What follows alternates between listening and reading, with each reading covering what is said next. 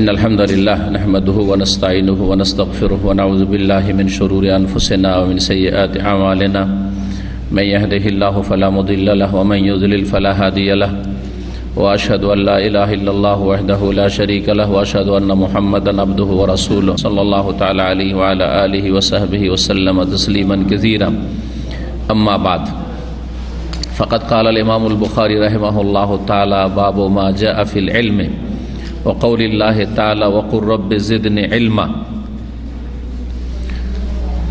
মহান আল্লাহর সমস্ত প্রশংসা যে আল্লাহ রাব্বুল আলামিন মানুষকে যাবতীয় ইলম যা মানুষের জন্য প্রয়োজন তা দান করেছেন। তারপরেও আল্লাহ রাব্বুল আলামিনের ইলমের তুলনায় মানুষের কাছে যে ইলম আছে একেবারে যত সামান্য। ওমা উতিতুম মিনাল ইলমি ইল্লা কালিলা, আল্লাহ বলছেন তোমাদেরকে সামান্যতমই ইলম জ্ঞান দেওয়া হয়েছে। আমাদের ধারাবাহিক আলোচনা চলছে সহিহুল বুখারী থেকে, পর্ব হচ্ছে ইলমের পর্ব, জ্ঞান এবং জ্ঞানের যে বিভিন্ন দিকগুলি রয়েছে সেসব নিয়ে যে পর্ব রয়েছে সেই পর্ব। আজকে হচ্ছে পর্ব নম্বর 2 কিতাবুল ইলমের, অধ্যায় নম্বর হচ্ছে 6। ইমাম বুখারী রাহিমাহুল্লাহ তাআলা বলছেন বাবু মা জাআ ফিল ইলমি। এই অধ্যায় হচ্ছে এই বিষয় সম্পর্কে যে যা কোরআন এবং সুন্নায় এসেছে ইলম সম্পর্কে, জ্ঞান অর্জন করা সম্পর্কে। ইলম সম্পর্কে কি এসেছে? বিভিন্ন দিক এসেছে। তার মধ্যে একটা দিক হচ্ছে ইলমের ফজিলত, কিন্তু এর আগে যেহেতু অলরেডি একটি অধ্যায় এসেছিল আমাদের সামনে, যেটি ছিল বাবু ফজলিল ইলমে, প্রথম অধ্যায় ইলমের ফজিলত। সুতরাং এখানে আর ইলমের ফজিলত না বলে ইলমের গুরুত্ব, ইলমের আবশ্যকতা, জ্ঞান অর্জন করা কত জরুরি, কত গুরুত্বপূর্ণ, এ হচ্ছে এই অধ্যায়ের উদ্দেশ্য। যদি এই অধ্যায়ে কোন হাদিস ইমাম বুখারী রাহিমাহুল্লাহ নিয়ে আসেননি, শুধু সূরা তাহার একটি আয়াত নম্বর 114 নিয়ে এসেছেন। মহান আল্লাহ ইরশাদ করছেন বা কওলিল্লাহি তাআলা, মহান আল্লাহর বাণী যা ইমাম বুখারী রাহিমাহুল্লাহ পেশ করছেন এখানে, ওয়াকুর রব্বি জিদনি ইলমা, হে নবী তুমি বলো, মানে আল্লাহর কাছে দোয়া করো। বলো মানে তুমি আল্লাহকে বলো, আল্লাহর কাছে দোয়া করো, রব্বি জিদনি ইলমা, হে আমার প্রতিপালক। রব্বে আসলে ছিল রব্বি, আর তার আগে ইয়া হারফে নিদা উজ্জ রয়েছে। যেখানে রব্বে কোরআনে আছে সেখানে রব্বি ছিল, আর তার আগে ইয়া উজ্জ, ইয়া রব্বি আসলে ছিল কি ইয়া রব্বি, হে আমার প্রতিপালক। যেমন রব্বে হাবলি মিনাস সালিহিন, তো ইয়া রব্বি ছিল, কারণ রব্বেতে বায়ে কাসরা কি করে হলো? বায়ে তো জের হবে না।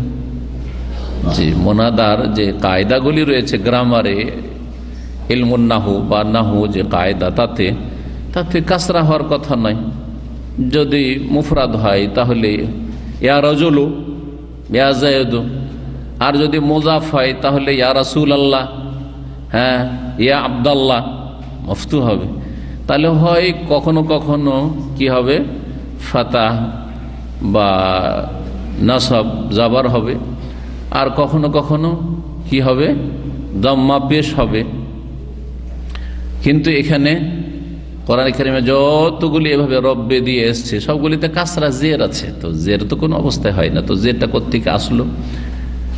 এই গ্রামার জানলে সহজ, আর না জানলে তো আপনি হতভম্ব যে এই কাসরা কোত্থেকে আসলো, আবার গ্রামারের কোনো আওতাতেই পড়েন না।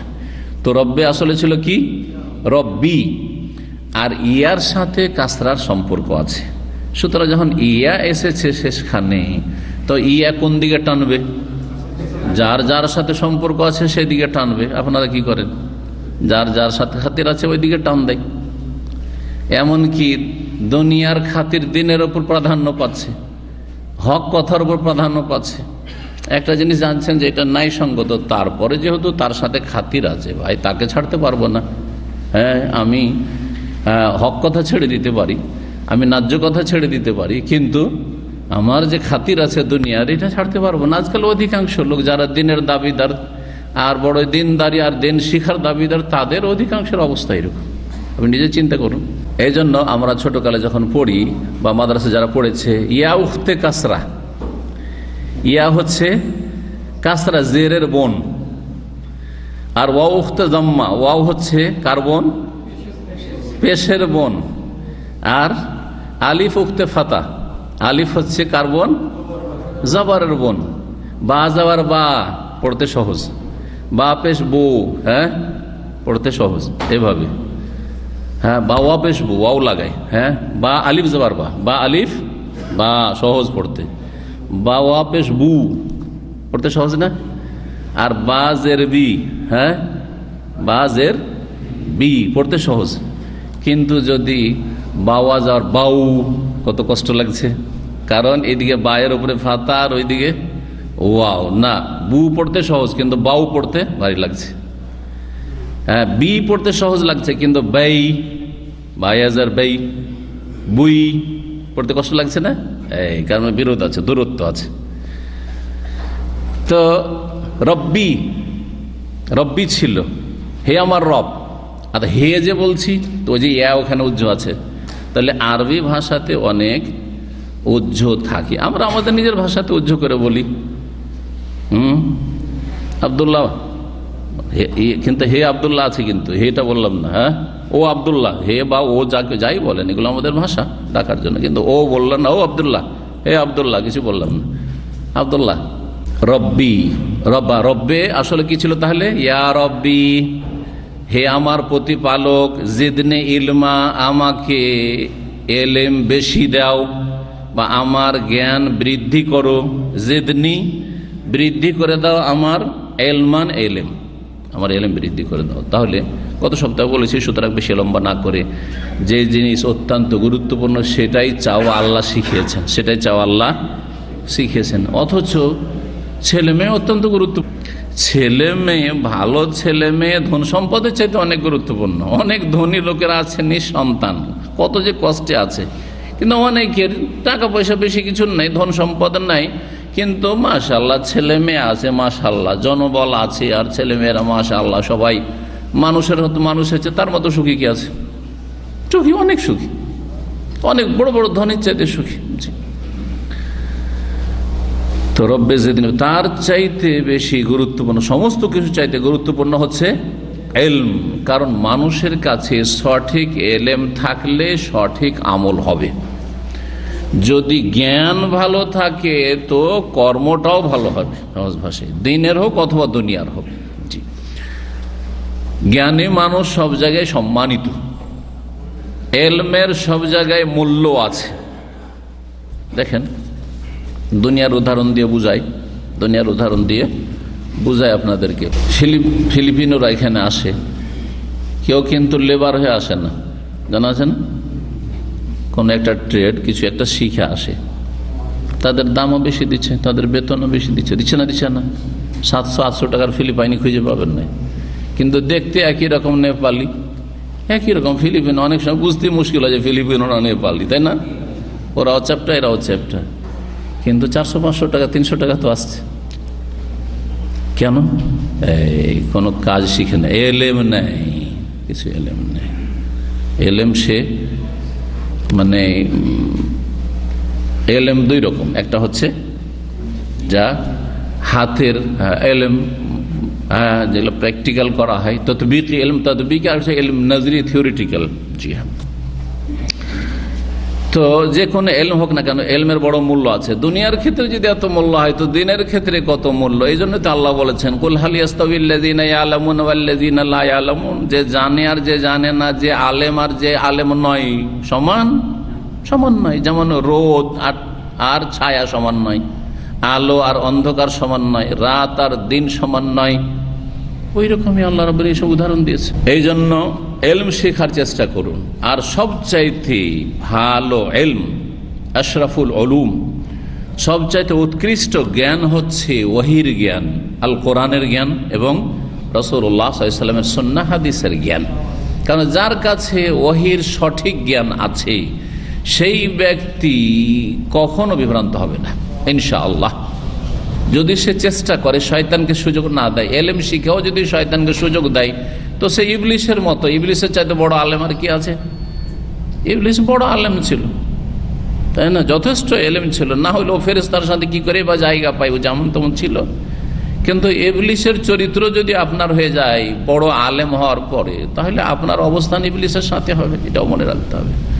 যে এই জন্য সঠিক এলেমের সাথে আমল চাওয়া শেখানো হয়েছে রাসূলুল্লাহ সাল্লাল্লাহু আলাইহি সাল্লামের হাদিসের দোয়াতে। জি, আল্লাহুম্মা ইন্নী আসআলুকা ইলমান নাফিআ ওয়া রিজকান তাইয়্যিবা ওয়া আমালান মুতাকাব্বিলা। জি, বাবুল কিরাআতি ওয়াল আরদি আলাল মুহাদ্দিস। এই অধ্যায় হচ্ছে পাঠ করা এবং পেশ করা মুহাদ্দিসের সামনে বা মুহাদ্দিসের কাছে। কিছু কিছু অধ্যায় কায়েম করেন ইমাম বুখারী রাহিমাহুল্লাহ, যেগুলি সাধারণ জনগণের জন্য না, সেগুলি হচ্ছে তালেবে ইলম বা আলেমদের জন্য। হ্যাঁ, সেগুলি হচ্ছে ইমাম বুখারী রাহিমাহুল্লাহর যুগে যে হাদিস চর্চার নিয়ম নীতিমালা ছিল ওই সম্পর্কে, যে এগুলির বৈধতা কোত্থেকে আসছে, যে আমরা যেই তরিকায় হাদিস শিখছি অথবা শিখাচ্ছি, হাদিসের পঠন করছি, এগুলির দলিল কোথায় আছে, ওই সব বিষয়গুলিকে তিনি তুলে ধরেছেন। এটা ইমাম বুখারী রাহিমাহুল্লাহর এই সহিহ বুখারীতে বিশেষ করে পাওয়া যায় কিতাবুল ইলমে, ইলমের পর্বে। তার একটি হচ্ছে এই চ্যাপ্টারটি বা এই অধ্যায়টি, পাঠ করা কেরা অথবা পেশ করা মুহাদ্দিসের সামনে, মানে ওস্তাদের সামনে। হাদিসের যিনি বিশারদ, হাদিসের যিনি অভিজ্ঞ পণ্ডিত, মুহাদ্দিস ওস্তাদ। হ্যাঁ, মুহাদ্দিস মানে আমাদের দেশীয় মুহাদ্দিস না, আমাদের দেশে তো মুহাদ্দিস পোস্ট আছে, আলিয়া মাদ্রাসা একটা মুহাদ্দিস পোস্ট, কওমি মাদ্রাসা একটা মুহাদ্দিস পোস্ট। হাদিসের জয়ী কিছু বুঝে না হয়তো, হ্যাঁ, সনদ তো বুঝেই না। আর মতনও যদি হঠাৎ করে ফেলে দেওয়া যায়, এই মতনের তর্জমা করেন, আপনাকে কোনো বাংলা কিতাবও দেওয়া যাবে না, আর উর্দু কিতাবের সাহায্য নিতে দেওয়া যাবে না। সরাসরি অ্যারাবিক টু অ্যারাবিক তর্জমা করেন দেখি, তাহলে উজু নষ্ট হয়ে যাবে। কথা বোঝা গেছে? তো মুহাদ্দিস, আইম্মায়ে কেরামদের জামানায় মুহাদ্দিস মানে যার লক্ষ লক্ষ হাদিস মুখস্থ আছে এবং হাদিসের সহিহ জয়ীফ বুঝে। আর হাদিসের সহি কেমন করা হয়, জয়ীফ কেমন করে, আর হাসান কেমন হয়, হাসান লে গায়রিহি কেমন করা হয়, মৌজু জাল কেমন করে হয়, এসব কায়দা কানুন মুস্তালাহুল হাদিস বা উসুল হাদিসের জানা আছে। আজকাল কয়টা আলেম আছে যারা উসুল হাদিস সম্পর্কে যথেষ্ট জ্ঞান রাখে, আর জারহে তাদিল সম্পর্কে আর আসমায়ে রিজাল সম্পর্কে জ্ঞান রাখে, যারা একটা হাদিস সামনে পেশ করে দিলে আপনাকে স্টাডি করে বলতে হবে। কোন কিতাব থেকে আলবানী বলেছেন সহি বা জয়ীফ, ওইটা চলবে না। ইমাম বুখারী বলেছেন সহিহ জয়ীফ, এটা চলবে না। আপনাকে এই সনদটা স্টাডি করে বলতে হবে, এর মান নির্ধারণ করতে হবে যে হাদিসটা সহিহ না জয়ীফ। কোথায় পাবেন আপনি? এই শিক্ষা গোটা ভারত, বাংলাদেশ, পাকিস্তান কোথাও নেই। এই শিক্ষা তো প্রথম আমরা মদিনা ইউনিভার্সিটিতে, তাও হাদিস ফ্যাকাল্টিতে এসে হাদিসের যারা স্পেশালাইজড তাদেরকে পড়ানো হয়। তাও প্রথম দিকে আমাদের কেমন লাগতো, যেমন নতুন এক সাবজেক্ট, আর এই কঠিন ব্যাপার স্যাপার, এত কথা কি করে মনে রাখা যায়। হাজার হাজার রাবি বর্ণনাকারী জীবনী, যে এই লোকটি বিশ্বস্ত ছিল কি ছিল না, আর তার নাম কি ছিল, আর সে কার কাছে লেখাপড়া করেছে, তার ওস্তাদ বা কারা ছিল, তার ছাত্র বা কারা ছিল, এত সহজ বিষয় নয়। সুবহানাল্লাহ, এমন একটা সাবজেক্ট আসমায়ে রিজাল বা জারহে তাদিল, যেই সাবজেক্টটা শুধু মুসলিম উম্মার ওলামাদের কাছে আছে, পৃথিবীর কোনো ধর্ম অবলম্বীদের কাছে নেই। যেটা হচ্ছে লক্ষ লক্ষ হাদিস বর্ণনাকারীদের জীবনী বা বায়োগ্রাফি, জীবনী, এবং তাদের জীবনী শুধু জীবনী নয়, এইরকম জীবনী না যে একটা লোক পৃথিবীতে আসলো আর গেল। তার এলম এবং তার এলমের যোগ্যতা এবং সেই ব্যক্তির স্মৃতিশক্তি এবং তার আমানত, তার তাকওয়া পরেজগারি, তার হাদিসটা কোন স্তরের হইতে পারে, ইত্যাদি ইত্যাদি। জি, তো আল্লাহ রাব্বুল আলামিন এই এলম বিশেষ করে উম্মাতে মুসলিমাকে আর উম্মাতে মুসলিমা শ্রেষ্ঠ যারা লোক, আম্বিয়া রসুলগণের পরে ওলামা মুহাদ্দিস, তাদেরকে দিয়েছেন। মুহাদ্দিস ওস্তাদ পড়াচ্ছে। ওস্তাদ পড়াবার তরিকা যেটা প্রচলিত তরিকা, যে ওস্তাদ পড়াচ্ছে আর ছাত্ররা শুনছে, যেমন আপনারা এখানে। তাহলে আমি পড়ছি আরবিতে ইবারত, আর আমি অনুবাদ করছি, আমি তাফসীর করছি, ব্যাখ্যা করছি, সব তো আমি, বাকি আপনারা তো মাশাআল্লাহ, তাই না? এই জন্য অনেকের ঘুম চলে আসছে। আর একটা তরিকা হচ্ছে না, ওস্তাদ শুধু বসে থাকবেন।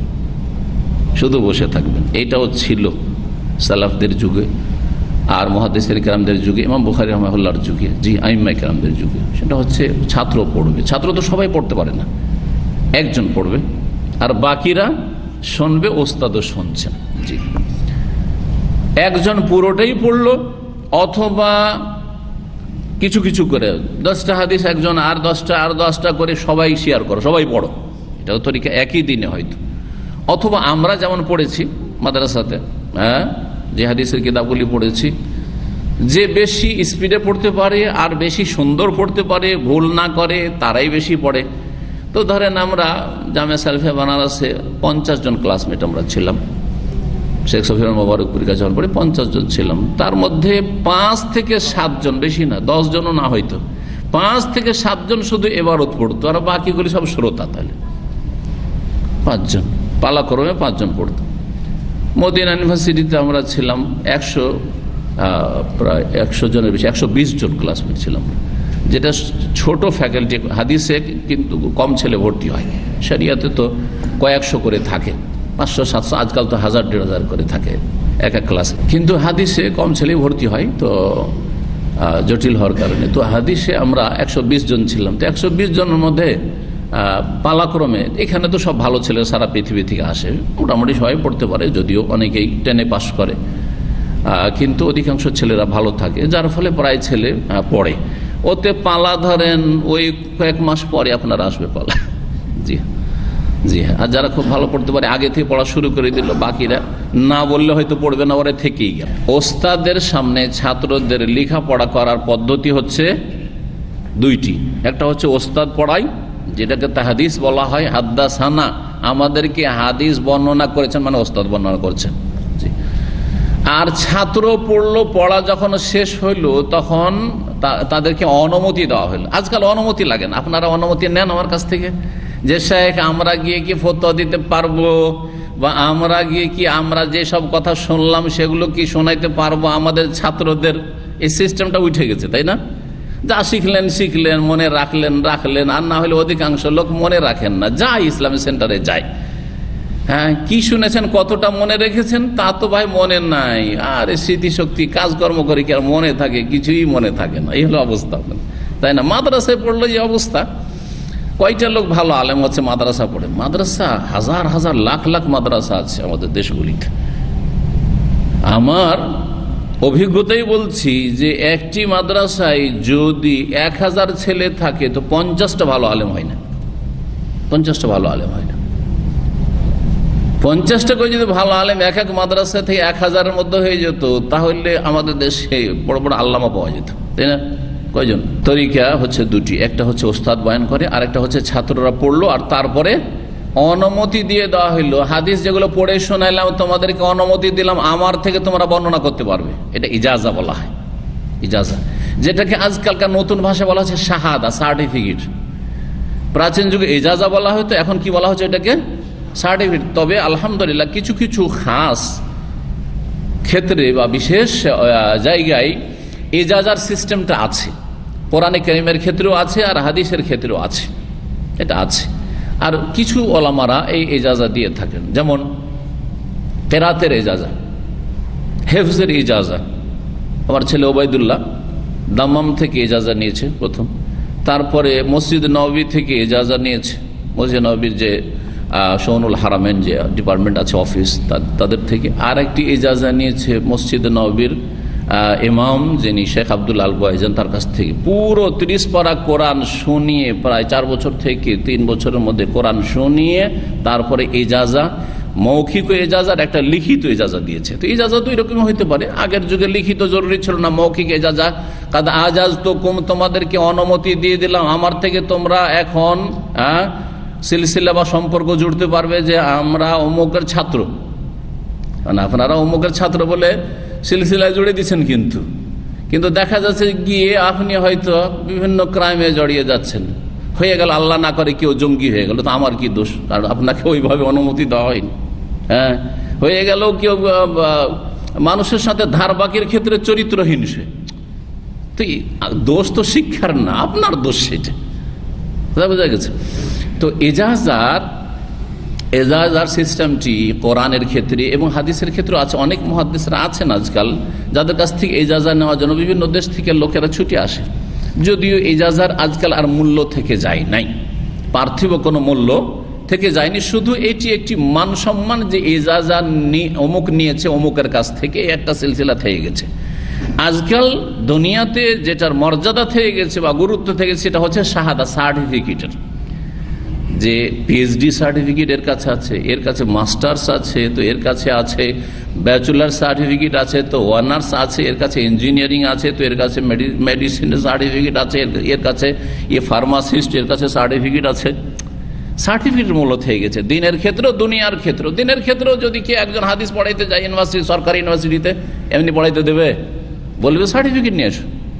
যদিও আলহামদুলিল্লাহ মদিনা ইউনিভার্সিটিতে এই শর্ত প্রথম দিকে ছিল না, এই জন্য আল্লাহ আলবানী রহমতুল্লাহ আলাই আর শাহিন বাজ তারা ওইখানকার কি ছিলেন, সিনিয়র ওস্তাদও ছিলেন, আর শাহিন বাজ সেখানকার চ্যান্সেলারও ছিলেন। কিন্তু আজকাল চলবে যে একজন ভাইস চ্যান্সেলার হয়েছে বেশি আর তার কাছে সার্টিফিকেট নাই, দেবে? বরং গ্রাজুয়েশন সার্টিফিকেট থাকলেও হয়তো বেশি করবে না, তাই না? তো আজকাল সার্টিফিকেটের মূল্যটা বেশি হয়ে গেছে, এলেমের মূল্য কমে গেছে।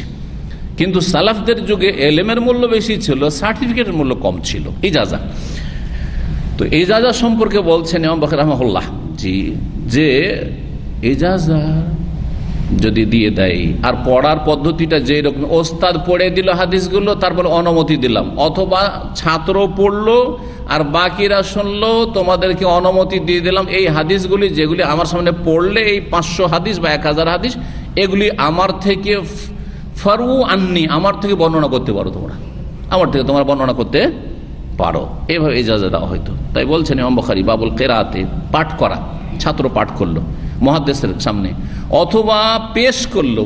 পাঠ করা আর পেশ করাতে পার্থক্য আছে। পাঠ করা হচ্ছে যে শুরু থেকে শেষ পর্যন্ত পাঠ করলো, তারপরে অনুমতি দিল। আবার কখনো আংশিক হয়, আজকাল তাবারকের জন্য করে কি, বড় বড় মুহাদ্দিসদের কাছে, শেখ মোবারকপুরীর কাছে এইরকম ইজাজা অনেকে নিয়েছেন। 2-3টা হাদিস শুরু থেকে পড়ে দিল, শেষখানে একটা হাদিস পড়ে দিল, আর তারপর বললো যে আমার থেকে সহিহ বুখারী তোমাকে তাদরিস দেওয়ার বা পড়াবার তোমাকে অনুমতি দিলাম, বা রেওয়ায়ত করার অনুমতি দিলাম, অনুমতি দিয়ে দিলাম, কারণ জানছে যে এর যোগ্যতা আছে, সুতরাং পুরোটার অনুমতি দিয়ে দিল। এরকম করে পেশ করা হচ্ছে কি, পেশ করাতে পাঠ করা নাই। একটা পাণ্ডুলিপি নিয়ে আসলো, পাণ্ডুলিপির যুগে পাণ্ডুলিপি নিয়ে আসলো। আজকাল ছাপা কিতাব একটা নিয়ে আসলো, নতুন কিতাব নিয়ে আসলেন, যে কিতাবের ধরেন পঠন আপনি করেননি, এখানে কোনো ক্লাস হয়, নিয়ে আসলেন। উদাহরণস্বরূপ ধরেন উমদাতুল আহকাম আপনারা পড়েননি, তাই না? এখানে অন্য জায়গায় আমি পড়িয়েছি, এখানে জমামে উমদাতুল আহকাম নিয়ে আসলেন, আর নিয়ে আসার পরে কিতাবটা দেখান যে শেখ এটি কিতাব, যদি উমদাতুল আহকাম শুদ্ধ কিতাব, কিন্তু আপনি একটা হাদিসের সমষ্টি নিয়ে আসলেন, একটা পাণ্ডুলিপি নিয়ে আসার বললেন যে শেখ এটা একটু দেখেন, এটা সহি না, এতে কোনো জয়ীফ আছে, আর এগুলি স্বীকৃত কিনা। হাদিসগুলো দেখলাম, আর দেখার পরে বললাম যে এই কিতাব আমার থেকে বর্ণনার অনুমতি দিয়ে দিলাম। পেশ করা, একটা কপি পেশ করলেন, কপিটা আমি দেখলাম, আর দেখার পরে আপনাদেরকে কি করলাম, ইজাজা বা অনুমতি দিয়ে দিলাম। ইজাজা মানে বুঝছেন তো, অনুমতি। এখন সালাফদের উক্তি বর্ণনা করছেন ইমাম বুখারী রাহিমাহুল্লাহ, ওয়া রাআল হাসান ওয়া সুফিয়ান ওয়া মালিকুন আল কিরাতা জায়েজাতান।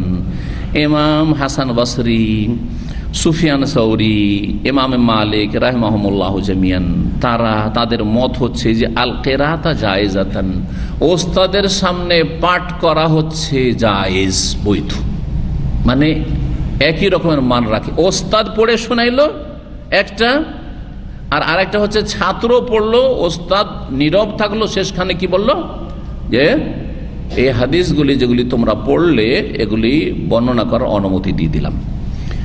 কালা আবু আবদুল্লাহ, ইমাম বুখারী আবু আবদুল্লাহ বলছে, সামিআতু আবা আসিমিন ইয়াযকুরু আন সুফিয়ান আস-সাউরি, আবু আসিম থেকে শুনেছি, তিনি সুফিয়ান সাউরি রাহিমাহুল্লাহ থেকে উল্লেখ করেছেন, আর ইমাম মালিক থেকে উল্লেখ করেছেন, আন্নাহুমা কানা ইয়ারায়ানিল কিরাআত ওয়াস সামাআ জায়েজাতান, তারা উভয়ে সুফিয়ান সাউরি এবং ইমাম মালিক তারা কিরাআত এবং সেমা দুটো কি জায়েজ মনে করতেন।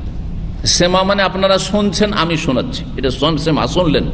আর কেরা মানে আপনাদের একজন পড়লো বা কেউ পড়লো আর আমি আপনাদেরকে অনুমতি দিলাম, দুটোই জায়েজ। তারপরে বলছেন হাদাসান ওবাইদুল্লাহ বিন মুসা আন সুফিয়ান কালা ইযা কুরিয়া আলাল মুহাদ্দিসি ফালা বাসা ইয়াকুল, যদি মুহাদ্দিসের সামনে পাঠ করা হয়, ছাত্র পাঠ করলো মুহাদ্দিসের সামনে হাদিস, এতে কোনো আপত্তি নয় যদি এরকম বলে হাদাসানি ওয়া সামিতু, আমাকে ওস্তাদ বর্ণনা করেছেন অথবা ওস্তাদের কাছ থেকে শুনেছি, অথচ ওস্তাদ কিন্তু বলেননি, চুপ আছেন, কিন্তু ভাব অর্থে ঠিক আছে, আপনি পাঠ করলেন আর আমি শুনলাম, শোনার পরে বললাম আজাজতু, এজাজত দিয়ে দিলাম, তো আপনাদেরকে এজাজত দিয়ে দিলাম। তাহলে এই ক্ষেত্রে যদি আপনি হাদাসানি, ওস্তাদ হাদিস বয়ান করেছেন, ওস্তাদের কাছ থেকে শুনেছি, বলা যাবে না? যাবে না। প্র্যাকটিক্যাল একটা উদাহরণ, একজন একটা মাসলা জিজ্ঞেস করলো, বলেন একটা মাসলা, হ্যাঁ এখনকার নতুন কোন একটা মাসলা ধরেন, হ্যাঁ যে কোনো মাসলা বলেন, দেখি কে বলতে পারে। হ্যাঁ জি, এই মাশাআল্লাহ, খুতবার সময় একটা লোক ঘুমাচ্ছে বা একটা লোক কি করছে, কথা বলছে, তাহলে ওকে বারণ করা যাবে কি না, রে ভাই ঘুমেন বা কথা বলিও না, এটা বলা যাবে কি না? জিজ্ঞাসা করলেন আমাদের ভাই, ফতোয়া জিজ্ঞেস করিনি, জিজ্ঞাসা করলেন, তখন আমি কি করলাম, উত্তর দিলাম। কি করলাম?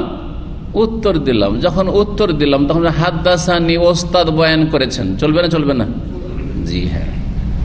আরো সংক্ষেপে উনি বলেন খুতবার সময় কথা বলা যাবে না? যাবে না। আমি বললাম না, শুধু এক কথা, খুতবার সময় কথা বলা যাবে না, হাদিস বল। তারপরে বলে আমাকে ওস্তাদ বয়ান করেছেন যে খুতবার সময় কথা বলা যাবে না, এতটি কথা তো আমি বলিনি, শুধু না বলেছি, চলবে না? চলবে না? জি ওইরকম মুহাদ্দিসের সামনে যদি পাঠ করা হয়, তারপরেও হাদাসানি সামনে তো বলতে পারবেন। দলিল বলছে ওয়াহতাজ্জা বাউদুহুম ফিল কিরাআতি আলাল আলিম, ওস্তাদের সামনে পড়া আর ওস্তাদের পড়ে শোনানো দুটোই সমান।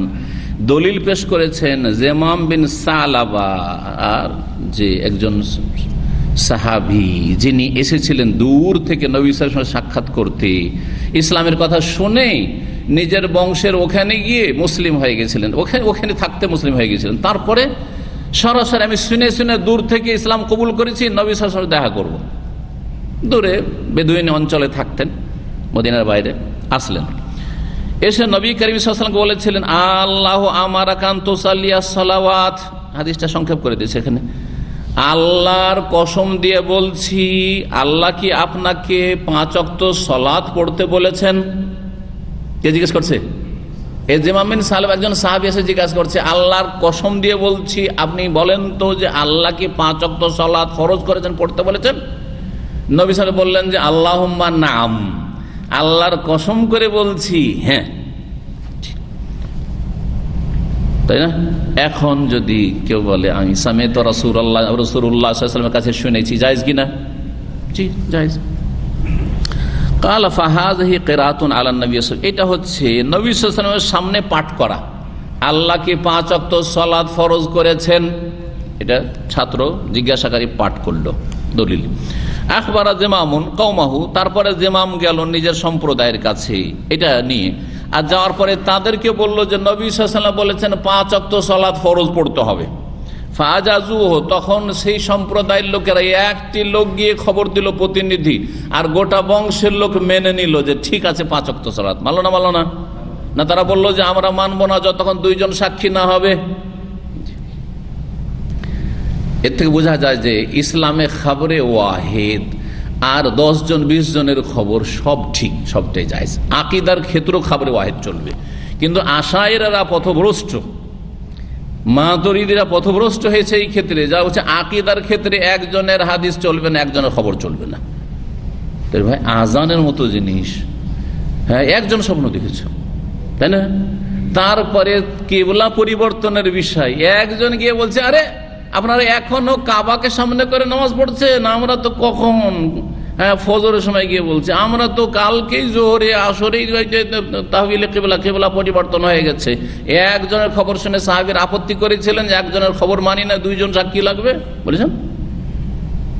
তাহলে আকীদা হোক অথবা ইবাদত হোক আর ফিকহি মাসলা হোক আর আখলাক হালাল হারাম হোক, একজন যদি বিশ্বস্ত ব্যক্তি দ্বীনের সম্পর্কে খবর দেয় তাহলে যথেষ্ট। একজন মুফতি যার কাছে এলিম আছে, এলিমওয়ালা মুফতির কাছে ফতোয়া নেওয়াই যথেষ্ট, কিন্তু কিছু লোকের খারাপ স্বভাব আছে। সতর্কতার জন্য বলছি, আপনাদেরকে সাবধান করার জন্য। কি টেস্ট করে বেড়ায়। একটা ফতোয়া কয়েক বছর আগের কথা বলছি, এক ভাই জিজ্ঞাসা করেছে 6 বার, 6 জনকে, 6 জন মাদানিকে জিজ্ঞেস করেছে কেন এই কাজ করতে যাবেন আপনি? আপনার জন্য একজন যথেষ্ট নয়, 2 জন যথেষ্ট নয়? যথেষ্ট। তার মানে যদি বাই চান্স ইজতিহাদি ফতোয়াতে ইখতিলাফ হয়ে যেতে পারে, যদি ইখতিলাফ হয়ে যায়, দেখো দেখো মূর্খ লোকদের কথা, আরে একজন একরকম আর একজন একরকম, কাটটা শুনি, নিজে গুমরা হইতে যাচ্ছেন আপনি। প্রথম যার কাছে যাবেন, আপনারা চিকিৎসা করেন আজকাল ফ্রি, তো মাত্র সামান্য পয়সা দিতে হয়, কারণ এখানে কি আছে, ইন্স্যুরেন্স আছে। কয় ডাক্তারের কাছে চিকিৎসা করা? কয়জন ডাক্তারের কাছে? একজন ভালো ডাক্তারের কাছে না 5 জনের কাছে ফাইল খুললে একই রোগের জন্য চিকিৎসা করেন? বলেন দেখি। আরে 5টা রোগের জন্য 5 ডাক্তারের কাছে যেতে পারেন। হাড়ের আলাদা, আর হার্টের আলাদা, আর অমুকের আলাদা, তমুকের আলাদা, মেডিসিন স্পেশালিস্ট আলাদা, কিন্তু একটা রোগ একজন ভালো ডাক্তারকে দেখান। ঠিক তেমনি একটা সমস্যা, একটা মাসলা একজন ভালো আলেমকে জিজ্ঞেস করবেন। এটা হচ্ছে তরিকা। আপনি আল্লাহর কাছে মুক্ত বাড়ি হয়ে যাবেন।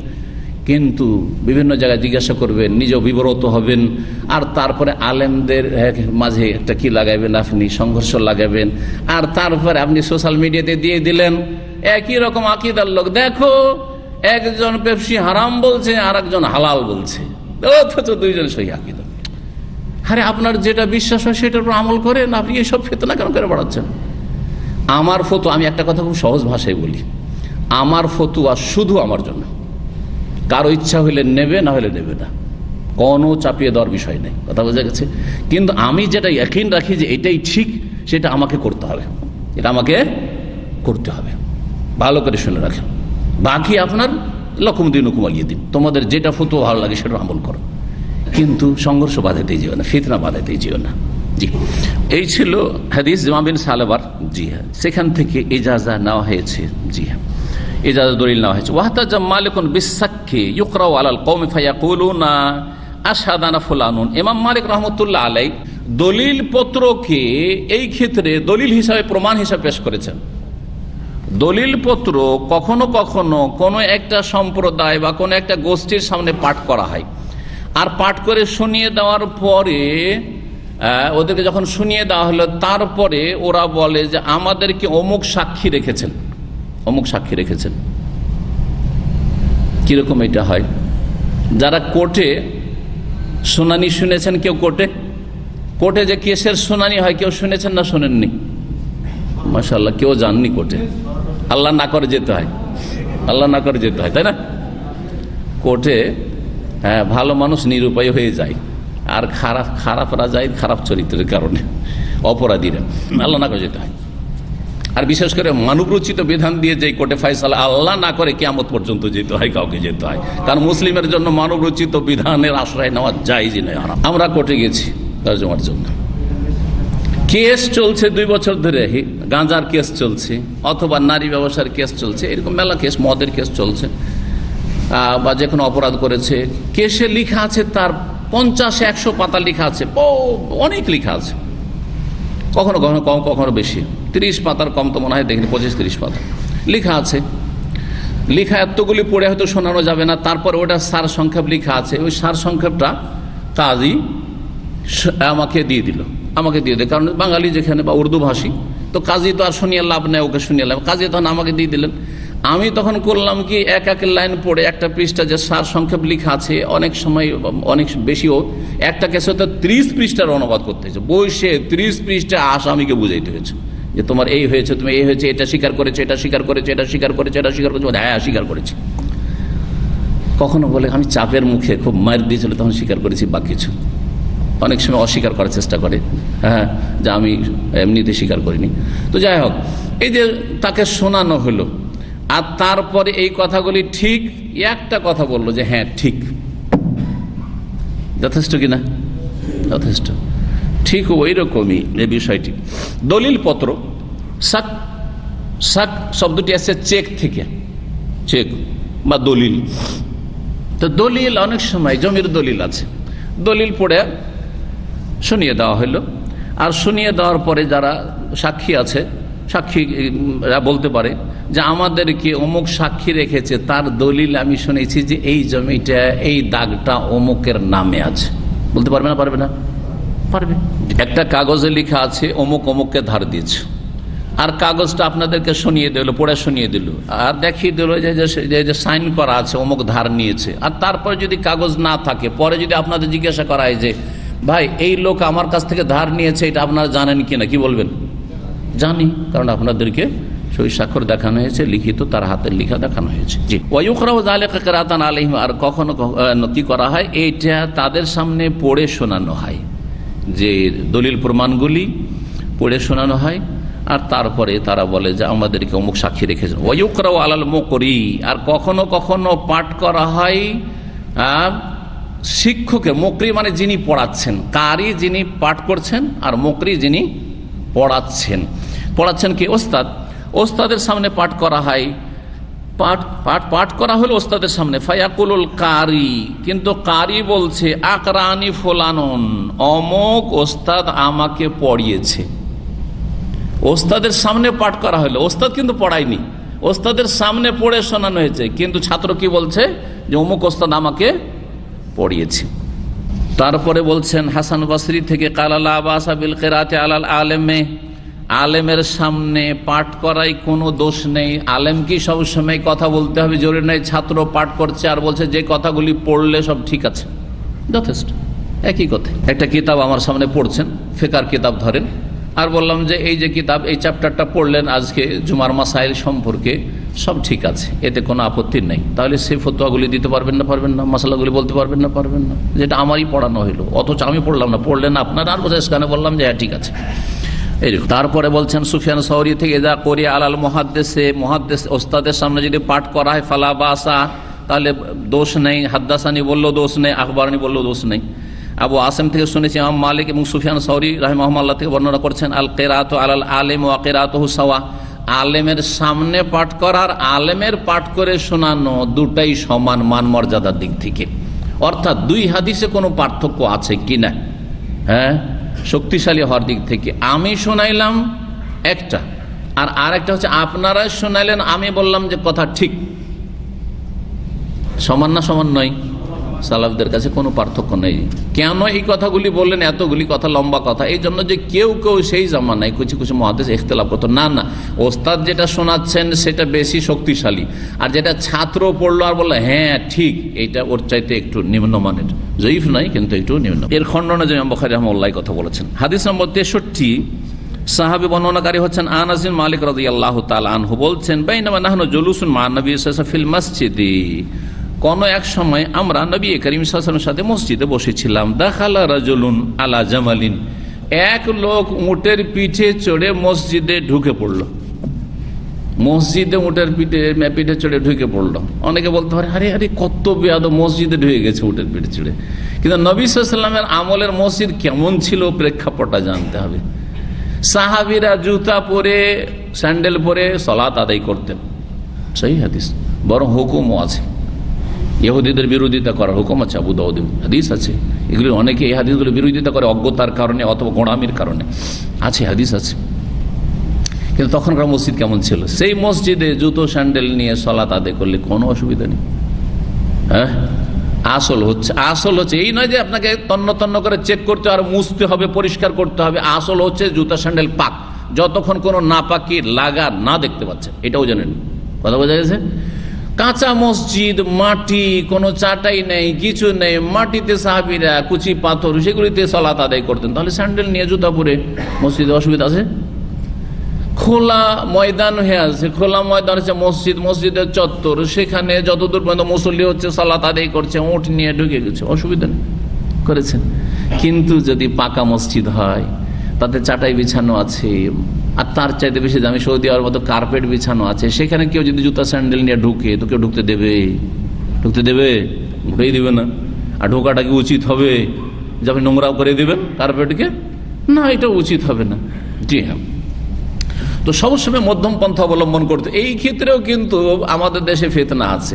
এক দালারে কত বড় বেয়াদব, জুতা স্যান্ডেল পরে মসজিদে ঢুকেছে, অথচ কাঁচা মসজিদ, অবশ্যই। অথচ মানুষ জানাজা পড়ছে।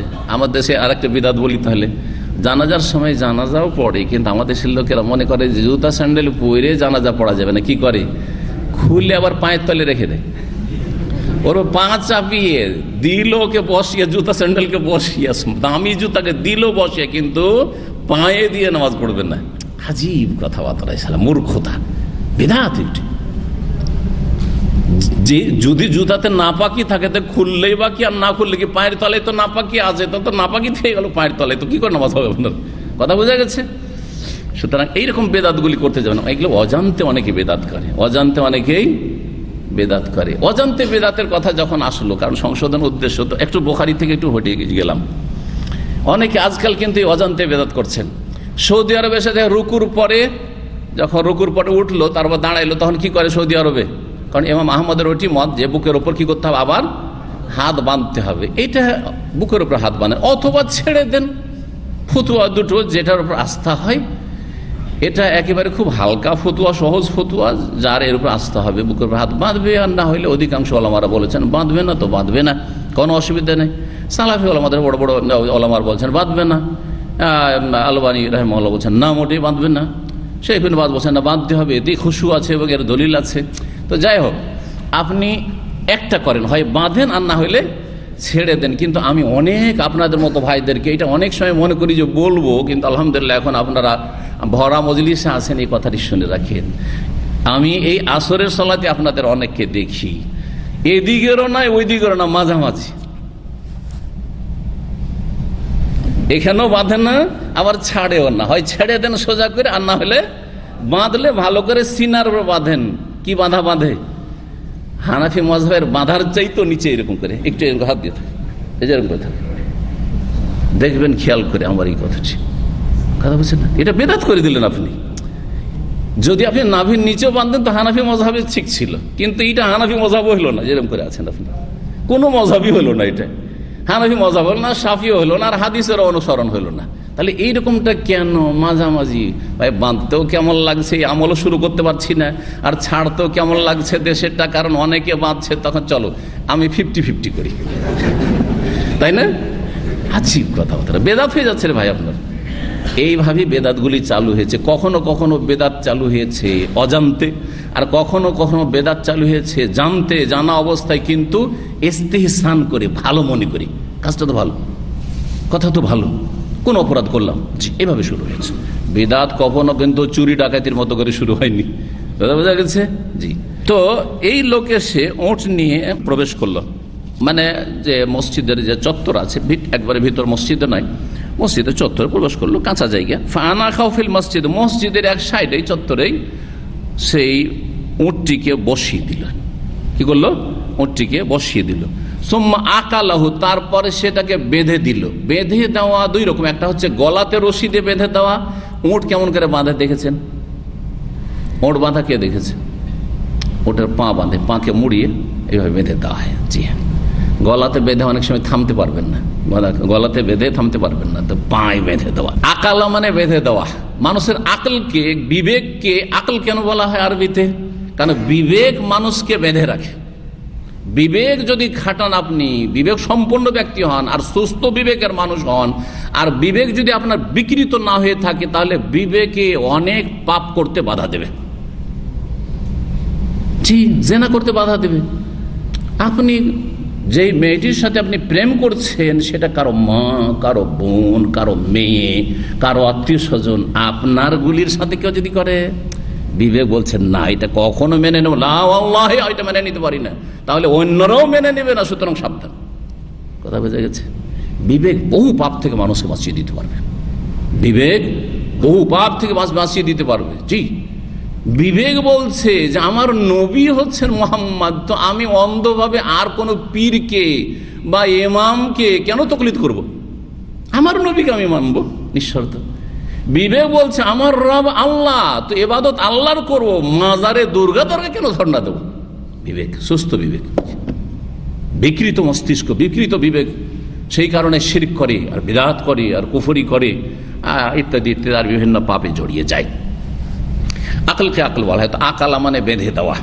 মানুষের সুস্থ বিবেক মানুষকে বেঁধে রাখে পাপাচার থেকে, অন্যায় থেকে। সুম্মা ক্বালা লাহুম, তারপরে তাদেরকে বললেন, মানে লোকজন সব বসে আছে এরকম মসজিদে নববীতে নবী করিম সাল্লাল্লাহু আলাইহি ওয়াসাল্লামের সামনে, ওদেরকে ওই লোক জিজ্ঞেস করছে আইয়ুকুম মুহাম্মদ, মধ্যে কে মুহাম্মদ সাল্লাল্লাহু আলাইহি ওয়াসাল্লাম।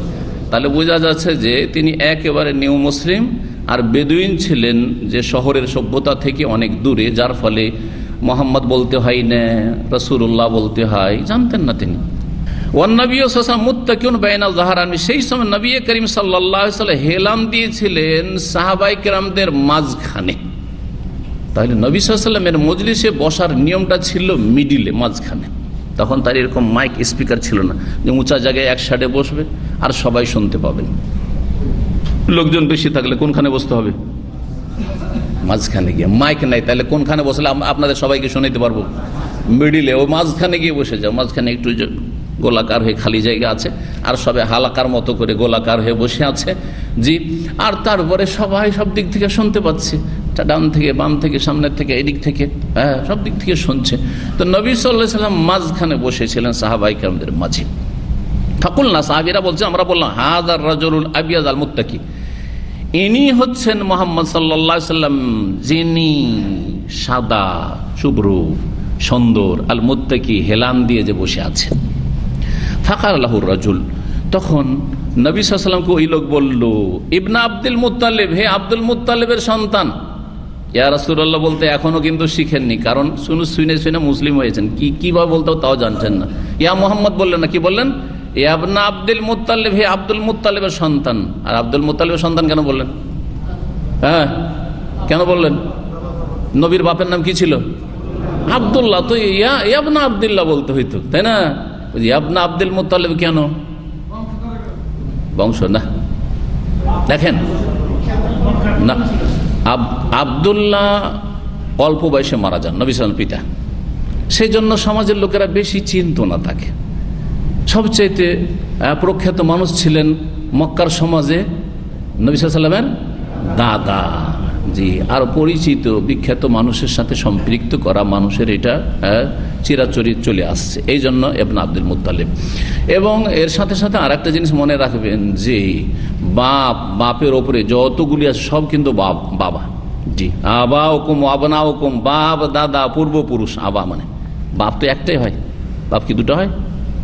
হ্যাঁ, ওপরে বাপ। উম্মাহাত হুকুম, মা তো একটাই হয়। তো উম্মাহাত মানে সৎমা? না, সৎমা না। উম্মাহাত মানে এখানে হচ্ছে মা, দাদি, নানি, দাদির দাদি, দাদির নানি, নানির দাদি, সব ওপরে যত আছে সব উম্মাহাত, সব মা। তাহলে আব্দুল মুত্তালিবের সন্তান যখন নবী সাল্লাল্লাহু আলাইহি ওয়াসাল্লাম বোঝা গেল, তাহলে বোঝা গেল যে আমরা আমাদের সমাজে যারা নাতি, নাতিন, পোতা, পতিন, যে যেটা বুঝেন, হ্যাঁ, এরা আমাদের সন্তান, এরা আমাদের সন্তান। সুতরাং কখনো নাতি নাতিনের সাথে আর পোতা পতিনের সাথে মজাক করবেন না। আপনি ছেলে মেয়েদের সাথে, মাহরামের সাথে মজাক করলেন, আপনি বড় মূর্খ, জাহেল, পাপিষ্ঠ। আমাদের দেশে আছে না নেই? নাতিন একটু সাবালিকা হয়ে উঠেছে, এই বিয়ে করবি, আউযু বিল্লাহি মিনাশ শাইতানির। ছোটকাল থেকে এগুলো দেখেছি সমাজে, নোংরা সমাজ, অজ্ঞ সমাজ। পতিনকে বলছে, হ্যাঁ, এই বিয়ে করবি, কেমন ছেলে তোর পছন্দ? আমাকে পছন্দ লাগছে। আউযু বিল্লাহ, আউযু বিল্লাহ। আপনি বাপ, আপনি দাদা মানে আপনি বাপ, আপনি নানা মানে বাপ, জি। বরং এক ঘটনা বলছি এখানে, মানে এক ভাই এসে বলছে, বিদেশে থাকে, পশ্চিমা দেশে থাকেন। ঘটনা, ওই মহিলা 3 তালাক হয়ে গেছে স্বামীর সাথে, এখন হালালা করাবে, হিল্লা করাবে। হ্যাঁ, হানাফি বেদাতি তরিকা হিল্লা করাবে। তো হিল্লা কাকে দিয়ে করেছে? নিজের নানাকে দিয়ে হিল্লা করেছে। বলছে পরকে আর কোথায় দিতে যাব, নানাকে দিয়ে করে। কেন? পরকে দিয়ে যদি না ছাড়ে, বলছে নানাকে বিয়ে দিয়েছে, 2-3 দিনের জন্য বিয়ে দিয়েছে। আউযু বিল্লাহি মাসলা এসেছে। ইন্না লিল্লাহি ওয়া ইন্না ইলাইহি রাজিউন। কত অজ্ঞতা! তাহলে চিন্তা করুন, আপনি জানেন না, অথচ নানা বাপ, নানার বাপ, নানার দাদাও বাপ, দাদার দাদা, অপর পুরুষ, সব বাপ। এই জন্য তো আদম আলাইহিস সালামকে আমরা বাপ বলছি। আদম আলাইহিস সালাম নিশ্চিত আমার বাবা, আপনাদেরও বাবা, কিন্তু বাকি অন্য লোক সম্পর্কে বলা যাবে না, তাই না? হতে পারে আমার ওপরে পড়তে পারে, আবার আপনাদের উপরে পড়তে, আমার উপরে নাও পড়তে পারে, তাই না? নবী করিম সাল্লাল্লাহু আলাইহি ওয়াসাল্লামকে ওই সাহাবী ইমাম সাহেব বাইরে থেকে এসেছেন, বলছেন যে ইবনে আব্দুল মুত্তালিব, ইয়া নাই, ইবনে আব্দুল মুত্তালিব মানে ছিল ইবনে আব্দুল মুত্তালিব, হে আব্দুল মুত্তালিবের সন্তান। ফাকাল আল্লাহু নবী সাল্লাল্লাহু আলাইহি ওয়াসাল্লাম, নবী সাল্লাল্লাহু আলাইহি ওয়াসাল্লাম তাকে বলেন, কাদ আজাবতুকা, তোমার ডাকে সাড়া দিয়েছি বা তোমার কথা শুনছি, যেমন আমরা বলি আমাদের ভাষায় শাব্দিক অর্থ অনেক সময় করা যায় না, কারণ আরবির অলঙ্কার আলাদা, বাংলার অলঙ্কার আলাদা। বাংলায় ধরেন একটা লোক আমাকে বলছে, শেখ শুনছি, হ্যালো শেখ সালাম আলাইকুম, শুনছি বলুন, বলছি না? তো ওই রকমের কাদ আজাব তো কাদ, তোমার কথায় আমি সাড়া দিচ্ছি অথবা আমি তোমার কথা শুনছি, বলো। ফাকাল আর রাজুল, ওই লোক বললো নবী সাল্লাল্লাহু আলাইহি সাল্লামকে, ইন্নী সাইলুকা, আমি আপনাকে কিন্তু জিজ্ঞেস করব কিছু মাসলা। ফামুশাদ্দিদুন আলাইকা ফিল মাসআলাতি, আর মাসলা জিজ্ঞাসা করতে কি আমি কিন্তু কঠোরতা অবলম্বন করব। আমার ভাষাটা অত ভালো না, আমি কিন্তু কঠিন ভাষায় বলে দিব, হয়তো একটু কার আচরণ কঠিন আচরণ হইতে পারে। ফালা তাজিদ আলাইয়া ফি নাফসিকা, আপনি কিন্তু আপনার কোনো মনোকষ্ট নেবেন না, রাগ করবেন না কিন্তু। জি হ্যাঁ, অনেকে যারা কথা বলতে যায় না তারা ভয় পায় কথা বলতে, তো আগে একটা ভূমিকা বেঁধে না যে সাহেব একটা মাসলা জিজ্ঞাসা করবো, বেয়াদবি মাফ করবেন, বলে না ঠিক সেম ওই রকমই আর কি। ফাকালা, তখন বললেন নবী সাল্লাল্লাহু আলাইহি ওয়াসাল্লাম, সাল আম্মা বাদালাক, তোমার যা মন চাই তাই জিজ্ঞেস করো, তোমার যা ইচ্ছা বা যা মন চাই তাই জিজ্ঞাসা করো। ফাকাল আসআলুকা বিরাব্বিকা ওয়া রাব্বি মান ক্বাবলাকা, আমি আপনাকে আপনার রবের কসম দিয়ে জিজ্ঞেস করছি এবং আপনার পূর্বে যারা এসছে তাদের, যত মানুষ এসছে তাদের রবের কসম দিয়ে জিজ্ঞেস করছি। আল্লাহ আরসালাকা ইলান নাসি কুল্লিহিম, আল্লাহ কি আপনাকে যাবতীয় সারা বিশ্বের সমস্ত মানুষের জন্য পাঠিয়েছেন? আল্লাহ কি আপনাকে সমস্ত মানবতার জন্য নবী রসুল করে পাঠিয়েছেন, না বিশেষ কোনো গোত্র বংশ বা আরবদের জন্য শুধু? কারণ তিনি শুনেছেন যে এক নবী এসেছেন যিনি শেষ নবী, আর শেষ নবী হচ্ছেন সারা বিশ্বের সমস্ত মানুষের নবী। ওমা আরসালনাকা ইল্লা কাফাতাল লিন্নাস ওমা আরসালনাকা ইল্লা রাহমাতাল লিল আলামিন, বিশ্বজাহানের জন্য এসেছেন তিনি। তো এই কথা যে আমি ভায়া দিয়ে শুনেছি, মানে মাধ্যম দিয়ে শুনেছি, সেটা কি ঠিক? ফাকালা, তখন নবী বললেন সাল্লাল্লাহু আলাইহি ওয়াসাল্লাম, আল্লাহুম্মা নাম, আল্লাহকে সাক্ষী রেখে বলছি যে হ্যাঁ, আল্লাহকে সাক্ষী রেখে বলছি বা আল্লাহর কসম করে বলছি যে হ্যাঁ। কালা, আরবদের এটা বলার তরিকা, নাম শুধু না বলে আল্লাহুম্মা নাম। আল্লাহুম্মা মানে কি? কে বলতে পারেন আল্লাহুম্মা মানে? ইয়া আল্লাহ। আল্লাহুম্মা আসলে কি ছিল? ইয়া আল্লাহ ছিল। এটা হচ্ছে, এটা একটা গ্রামার। ইয়া আল্লাহ ছিল, ইয়াটাকে হজফ করে দেওয়া হয়েছে, ইয়াটাকে হজফ করা হয়েছে, তো বাঁচলো কি? আল্লাহ বাঁচলো। তো আল্লাহ যখন বাঁচলো, তো আল্লাহকে ডাকছি, এটা মোনাদা না আর কিছু, কেমন করে বুঝবো? তো এই বুঝানোর জন্য শেষখানে মিমের মুসাদ্দাদ, মিমের তাসদিদ, তাসদিদ ওয়ালা মিম, দুটো মিম লাগিয়ে দেওয়া হয়েছে। আল্লাহ হো ছিল, আল্লাহ হো ছিল, আর মিম মিম মুসাদ্দাদ হয়ে গেল, তাহলে কি হয়ে গেল? আল্লাহ হুম্মা। তো যে হুম্মা, এই যে মিম মিম মুসাদ্দাদ হইল, এটা কিসের জন্য? সংকেত বা ইঙ্গিত যে এই আল্লাহর আগে কি আছে? ইয়া আছে, যে ইয়াটাকে সরিয়ে দিয়ে মিমকে তার বিকল্প হিসাবে নিয়ে আসা হয়েছে। সুতরাং কি হয়ে গেল?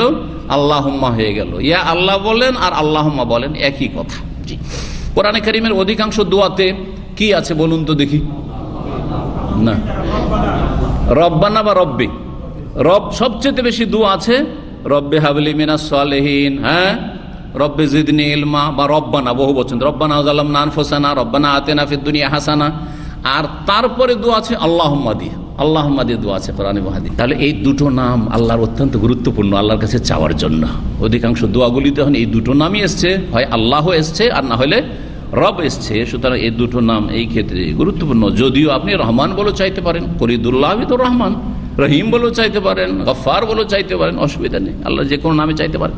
আইয়াম্মা তাদু ফালাহুল আসমাউল হোসনা, যা দিয়ে চাও না কেন, যেই নামে চাও না কেন, আল্লাহ সুন্দর সুন্দর নাম আছে সেগুলি দিয়ে চাও। বানানো বানাওয়াট নাম দিয়ে চেয়েও না, ইয়া খোদা, হে খোদা, না না, ওইরকম করে চেয়েও না। নবী সাল্লাল্লাহু আলাইহি ওয়াসাল্লাম বললেন যে হ্যাঁ, আল্লাহকে সাক্ষী রেখে বলছি। কাল আনশুদুকা বিল্লাহ, আপনাকে আল্লাহর কসম দিচ্ছি, আল্লাহ আমারা কান্ত সাল্লিয়া সালাওয়াতিল খামস ফিল ইয়াউমি ওয়াল লাইলা, আল্লাহর কসম দিয়ে আপনাকে জিজ্ঞেস করছি যে আল্লাহ কি আপনাকে নির্দেশ করেছেন যে প্রতিদিন রাতে 5 ওয়াক্ত সালাত পড়বেন? কাল আল্লাহুম্মা নাম। রাসূলুল্লাহ বললেন আল্লাহকে সাক্ষী রেখে বলছি হ্যাঁ অবশ্যই। কালা আনশুদুকা বিল্লাহ, আপনাকে আল্লাহর কসম দিয়ে বলছি, আল্লাহ আমারা কান্তাসুম হাযা শাহরা মিনাস সানা, আল্লাহর কসম দিয়ে আপনাকে বলছি যে আল্লাহ কি আপনাকে নির্দেশ দান করেছেন যে বছরের এই মাসটাই সিয়াম পালন করবেন, রোজা রাখবেন, অর্থাৎ রমজান মাসে। কালা আল্লাহুম্মা নাম। নবী সাল্লাল্লাহু আলাইহি ওয়াসাল্লাম বললেন হ্যাঁ। আল্লাহকে সাক্ষী রেখে বলছি হ্যাঁ। হ্যাঁ বললেই হয়তো, কিন্তু আল্লাহুম্মা নাম এটা আরবদের বলার বাকভঙ্গিমা ছিল যে আল্লাহর নাম নিয়ে তারা এই ধরনের কথাগুলি বলতেন। তাই নবী সাল্লাল্লাহু আলাইহি সাল্লাম সেই বাকভঙ্গিমাতেই কথা বলেছেন। যেমন আমরা নিজের কথাকে শক্ত করার জন্য আল্লাহকে সাক্ষী রেখে বলছি এইটা। তারপরে বলছেন আনশুদুকা বিল্লাহ, আপনাকে আল্লাহর কসম দিয়ে বলছি, আল্লাহ আমারা কান তাখুযা হাযিহি সাদাকাতা মিন আগনিয়াইনা ফাতাকসিমুহা আলা ফুকারাইনা, যে আল্লাহকে আপনাকে নির্দেশ দান করেছেন যে এই সাদকা যাকাত আমাদের বিত্তবান ধনীদের কাছ থেকে নেবেন, সচ্ছলদের কাছ থেকে নেবেন, ফাতাকসিম আলা ফুকারাইনা, তারপরে সেটা ভাগ বন্টন করে দেবেন যারা আমাদের সমাজের দরিদ্র তাদের মাঝে। এটাকে আল্লাহ হুকুম করেছেন আপনাকে। ফাকালান নবী সাল্লাল্লাহু আলাইহি ওয়াসাল্লাম বলেন আল্লাহুম্মা নাম, আল্লাহকে সাক্ষী রেখে বলছি হ্যাঁ। ফাকাল আর রাজুল, তখন ওই লোক বলল আমানতু বিমা জিতা বিহি, আপনি যা নিয়ে এসেছেন তার প্রতি আমি ঈমান নিয়ে আসলাম। ঈমান নিয়ে এসেছেন উনি শুনেই, কিন্তু তারপরে জিজ্ঞাসা করতে এখানে ঈমানের তাহলে নবায়ন করলেন। কি করলেন? এখন সরাসরি ঈমান নিয়ে আসলে রাসূলুল্লাহ সাল্লাল্লাহু আলাইহি সাল্লামের উপর সামনাসামনি এসে। এখান থেকে ওলামার ইস্তেমবাদ করেছেন একটি মাসআলা, সেটা হচ্ছে যে যদি নিজের সনদকে, সনদের যুগে, আমাদের তো আজকাল সনদ নেই আপনাদের শিক্ষার ক্ষেত্রে, কিন্তু সনদ যেখানে সিলসিলা সনদ বা ইজাজার বিষয় রয়েছে, যদি সনদটা আমার লম্বা হয়ে যায়, সেই সনদকে শর্ট করার জন্য, যেমন একটা মাসলা বড় একজন মুহাদ্দিস থেকে বা একটা হাদিস জানার জন্য ধরেন মাঝখানে 5 জন আছে, 5 জন ওস্তাদ।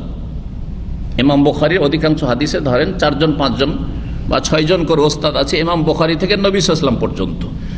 আরেকটা সূত্রে 3 জনে পৌঁছাইতে পারছেন, তাহলে যদি এইরকম শর্ট সূত্র থাকে তাহলে চেষ্টা করা যে আমি তো এটা এই হাদিসটাকে আমি 5 জন ওস্তাদের মাধ্যমে নবী সাল্লাল্লাহু আলাইহি ওয়াসাল্লাম থেকে জেনেছি, আমি দেখি যদি কারো কাছে 3 জনের মাধ্যমে পেয়ে যাই তো ভালো কাজ, তাহলে ভালো কাজ। কারণ এই লোক ইসলাম কবুল করে নিয়েছিল নিজের ওই গ্রামে, ওই বেদুইন এলাকাতে, যথেষ্ট ছিল তার জন্য ইসলাম, তারপরে সব কথা শুনেছে। কিন্তু আল্লাহ 5 ওয়াক্ত সালাত ফরজ করেছেন, নবীকে সারা বিশ্বের মানুষের জন্য আল্লাহ পাঠিয়েছেন, তারপরে যাকাত ফরজ করেছেন, সিয়াম ফরজ করেছেন, সব তো জেনে নিলেন, তাহলে আমল করলেই তো হইতো। কিন্তু না, আমি এখন মাধ্যম দিয়ে নয়, সরাসরি নবী করিম সাল্লাল্লাহু আলাইহি ওয়াসাল্লামের কাছে গিয়ে দিন জানবো। জি, এটা ভালো। ছোট ওস্তাদের কাছ থেকে আপনি শিখেছেন অন্য কোনো জায়গায়, আপনি চিন্তা করেন যে আমি যখন আল্লাহ সুযোগ দিয়েছে তা বড় আর কোন ওস্তাদ পেয়েছি তার কাছ থেকে আমি শিখি, ভালো কথা এটা। জি, এর দলিল হচ্ছে এই হাদিস। জি, নবী করিম সাল্লাল্লাহু আলাইহি ওয়াসাল্লামের কাছে জিমামিন সালেবা এসে সরাসরি দিন শিখলেন এবং ঈমানের নবায়ন করলেন। ওয়া আনা রাসূলুম মান ওয়ারাই মিন কওমি, আর আমি দূত হয়ে এসেছি আমার পেছনে যে আমার সম্প্রদায় রয়েছে তাদের পক্ষ থেকে, আমার যে জাতি বংশধর রয়েছে তাদের পক্ষ থেকে আমি কি হয়ে এসেছি? রাসূল মানে দূত, কিন্তু রাসূল মানে নবী রসুল না। তো রসুলকে রসুল কেন বলা হয়? তাহলে মুহাম্মদ সাল্লাল্লাহু আলাইহি ওয়াসাল্লাম রসুল কেন? কারণ তিনি আল্লাহর পক্ষ থেকে দূত। আল্লাহর বিধান জানার জন্য একমাত্র মাধ্যম হচ্ছেন মুহাম্মদ রাসূলুল্লাহ সাল্লাল্লাহু আলাইহি ওয়াসাল্লাম আমাদের জন্য। তিনি হচ্ছেন সারা বিশ্বের মানবতার রসুল। কিন্তু আমরা দুনিয়ার ক্ষেত্রেও রসুল মানে দূত ব্যবহার করে থাকি, সরাসরি কথাটা পৌঁছাতে পারলাম না। আজকাল তো নাই টেলিফোন যোগাযোগ ব্যবস্থা, টেলিফোন না থাকলে কি করি আমরা? কাউকে দিয়ে বলে পাঠাইলাম। আগে যখন মানুষ মারা যেত তখন এইরকম হোয়াটসঅ্যাপ মেসেজ ছিল না, একটা লোককে পাঠিয়ে দেওয়া হতো, যারে যত কুটুম্ব আছে, আত্মীয় স্বজন আছে, বাড়ি বাড়ি বলে যে অমুক মারা গেছে, অমুক সময় জানা যাবে। জি, এ হচ্ছে রসুল, এ হচ্ছে দূত। জি, এখান থেকে রাষ্ট্রদূত হয়েছে কূটনৈতিক সম্পর্কের ক্ষেত্রে রাষ্ট্রদূত। জি, সরকার কি খবর নেবে আর দেবে, নেওয়া দেওয়া, হ্যাঁ, যোগাযোগ এক দেশের আর এক দেশের সাথে এই রাষ্ট্রদূতের মাধ্যমে, যাকে আরবিতে সফিরও বলা হয়, আবার পুরাতন আরবিতে তাকে রাসূলও বলা হয়, দূত। জি, আমি আমার বংশধরের পক্ষ থেকে যারা আমার পেছনে থেকে গেছে আমি একা আসতে পেরেছি, আমি তাদের জন্য দূত, তাদের কাছে পৌঁছে দেবো সব কথা। ও আনা জেমাম ইবনে সালাবা, আমি সালাবার ছেলে জেমাম, আখু বানি সাদ ইবনে বকর, আমি বানু সাদ বিন বকর বংশের একজন ব্যক্তি। তার মানে ইনি ছিলেন তাহলে তায়েফের কাছে যে বানু সাদ, নবী সাল্লাল্লাহু আলাইহি ওয়াসাল্লাম দুধ মায়ের বা দুধ বাপের যে বংশ, হালিমা সাদিয়া, ওই বংশের লোক ছিলেন তিনি। জি, রাদিয়াল্লাহু তাআলা আনহু। 7 নম্বর অধ্যায় ইমাম বুখারী বলছেন বায়ু মায়ুজ কারিম ফিল মুনাওয়ালাত ওয়া কিতাব আহলিল ইলম বিল ইলম ইলাল বুলদান। এটাও যারা হাদিসের ছাত্র তাদের জন্য খাস অধ্যায়, যেটা সাধারণ লোকের জন্য অত জরুরি বিষয় নয়, কিন্তু আলেমদের জন্য এই বিষয়গুলি জানার। বলছেন ইমাম বুখারী রাহিমাহুল্লাহ, এই অধ্যায় হচ্ছে এই সম্পর্কে যে যা উল্লেখ করা হয়েছে বা আলোচনা করা হয়েছে ফিল মোনাওয়ালা, মোনাওয়ালা সম্পর্কে। মোনাওয়ালা মানে কোনো কিছু দিয়ে দেওয়া, নাওয়ালা ইয়োনাওয়ালা হচ্ছে দিয়ে দেওয়া বা নিয়ে নেওয়া, দুটি অর্থ হয়, আদান প্রদান।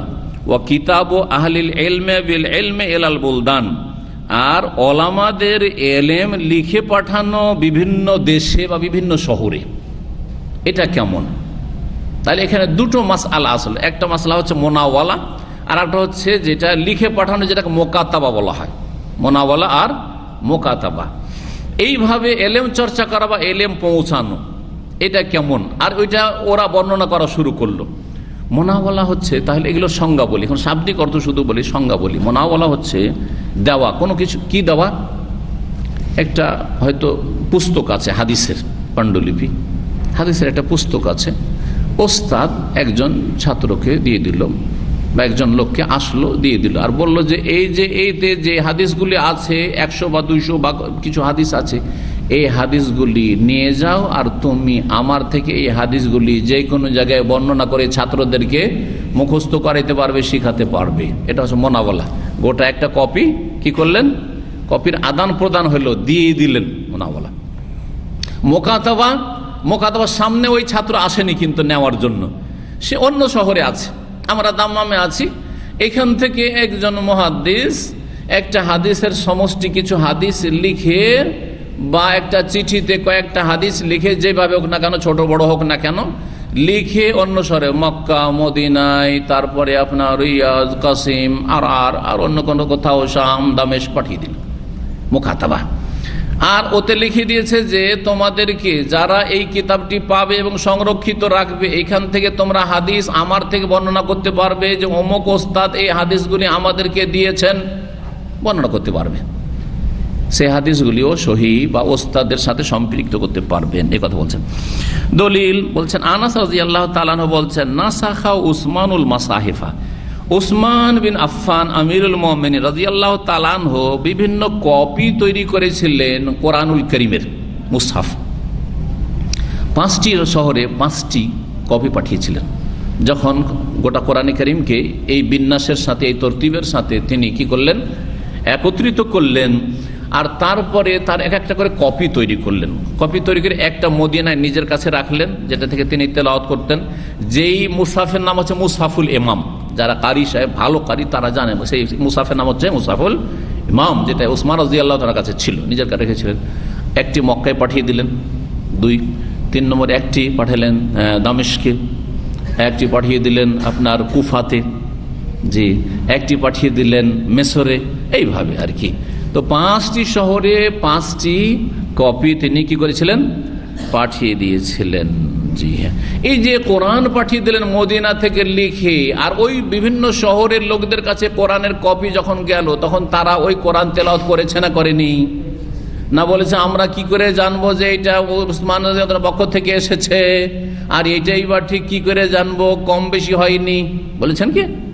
সবার ইজমা হয়ে গেছে এবং এর উপরে তারা আমল করেছে এবং তেলাওয়াত করেছে, তাই বলছেন। তো এখান থেকে বোঝা গেল, যখন কোরআন পাঠানো জায়েজ কপি করে উসমান রাদিয়াল্লাহু তাআলা আনহুর, ওই রকমই হাদিস যদি এখান থেকে লিখে আমি কোথাও পাঠাই, আর সেখানকার লোকেরা যদি আমার থেকে বর্ণনা করে আর তাতে আমার পারমিশন থাকে, তাহলে সেটা জায়েজ বা বৈধ। ফাবাসা বিহা ইলাল আফাক, বিভিন্ন দিগন্তে পাঠিয়েছিলেন, মানে বিভিন্ন শহরে, আফাক দিগন্তকে বলা হয়।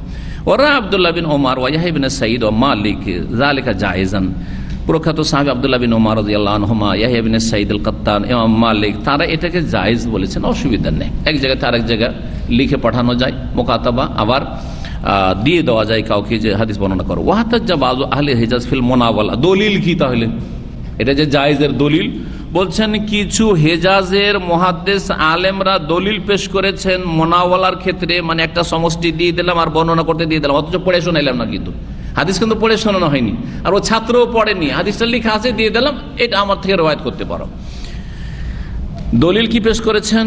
নবী সাল্লাল্লাহু আলাইহি ওয়াসাল্লামের সেই হাদিস পেশ করেছেন, বিহাদিসের নবী সাল্লাল্লাহু আলাইহি ওয়াসাল্লাম হাইসু কাতাবা লি আমিরিস শরিয়াতি কিতাবান, রাসূলুল্লাহ সাল্লাল্লাহু আলাইহি ওয়াসাল্লাম এক অভিযানের যিনি সেনা প্রধান ছিলেন, আমির ছিলেন, তাকে লিখেছিলেন একটি চিঠি, লিখে দিয়ে দিলেন।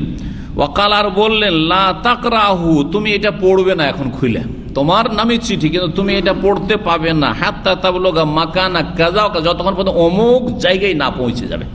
মদিনা থেকে চলে যাও, আর গিয়ে যখন অমুক জায়গায় পৌঁছবে তখন খুলে পড়বে, আর তারপরে দেখবে যে আমাকে কোথায় যেতে বলা হয়েছে, তারপরে তখন তোমার গন্তব্যস্থান ঠিক করবে যে কোথায় যেতে হবে। এই সেনাপ্রধানের নাম ছিল আব্দুল্লাহ ইবনে জাহাশ রাদিয়াল্লাহু তাআলা আনহু, যিনি নবী সাল্লাল্লাহু আলাইহি ওয়াসাল্লামের প্রিয়তমা বিবি যায়েনব বিনতে জাহাশের ভাই। জি, এই অভিযান সারিয়া কাকে বলা হয়, কে বলতে পারেন? হ্যাঁ, ছোট যুদ্ধ। যে সব যুদ্ধে নবী সাল্লাল্লাহু আলাইহি ওয়াসাল্লাম স্বয়ং সশরীরে শরীক হননি, সাহাবীরাকে নেতৃত্ব দিয়ে পাঠিয়েছেন। দুটোই সংজ্ঞা ঠিক, অল্প সংখ্যায় থাকতো আর তাতে নবী সাল্লাল্লাহু আলাইহি ওয়াসাল্লাম উপস্থিত হতেন না। খুব বেশি সংখ্যা যদি হয় আর যদি তাতে নবী সাল্লাল্লাহু আলাইহি ওয়াসাল্লাম উপস্থিত নাও থাকেন, তো সেটাকে সারিয়াও বলা হয়েছে, আবার কখনো কখনো গাজওয়া বলা হয়েছে। গাজওয়া কাকে বলা হয়? যেটাতে স্বয়ং নবী সাল্লাল্লাহু আলাইহি ওয়াসাল্লাম শরীক থেকেছেন, এটা হচ্ছে প্রসিদ্ধ সংজ্ঞা। এই জন্য মুতার যুদ্ধকে সারিয়ায় মুতাও বলা হয়, মুতার অভিযান, কারণ নবী সাল্লাল্লাহু আলাইহি ওয়াসাল্লাম তাতে যাননি। কিন্তু অনেক বেশি সংখ্যক সাহাবাই, 3000 সাহাবাই কেরাম ছিলেন বা তার বেশি, সেই জন্য এটাকে গাজওয়ায়ে মুতাও বলা হয়। এটাও জেনে রাখা ভালো, সিরাতুন নবী যখন পড়বেন তখন এইরকমটা দেখতে পাবেন। তো যাই হোক, নবী করিম সাল্লাল্লাহু আলাইহি ওয়াসাল্লাম প্রথম অভিযান পাঠিয়েছিলেন মদিনা থেকে কাফেরদের বিরুদ্ধে, মাত্র 8 জনকে। তার একজন আব্দুল্লাহ বিন জাহাশ, তাকে নেতৃত্ব দিয়েছেন যে তুমি কমান্ডার, তুমি হচ্ছ সেনাপ্রধান, আর তুমি চলে যাও। এই চিঠিতে লেখা আছে কোনখানে গিয়ে তোমাদেরকে ওঁত পেতে থাকতে হবে, অথবা যে ডিউটিটি দেওয়া গেছে তোমাদেরকে সেটা করতে হবে।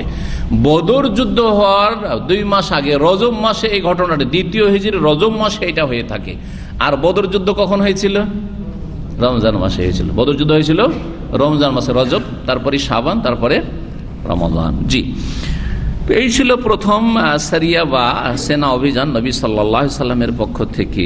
তাকে চিঠি লিখে পাঠিয়েছিলেন যে অমুক জায়গায় গিয়ে তুমি পড়বে রাস্তাতে। যখন ওই জায়গায় পৌঁছিলেন তখন লোকজনকে পড়ে, লোকেরা কিছু জানে না, কিন্তু ওই যে 7 জন আরো সাথে আছে, কেউ জানে যে কোথায় যেতে হবে। পড়ে শুনে যে নবী সাল্লাল্লাহু আলাইহি ওয়াসাল্লাম কোথায় যেতে বলেছেন দেখি তো, কিন্তু যাচ্ছেন কিন্তু তায়েফের দিকে, ওইদিকে যেতে বলা হয়েছে। যে জায়গাটির কথা বলা হয়েছে ওইটাও রাস্তায় পড়ছে।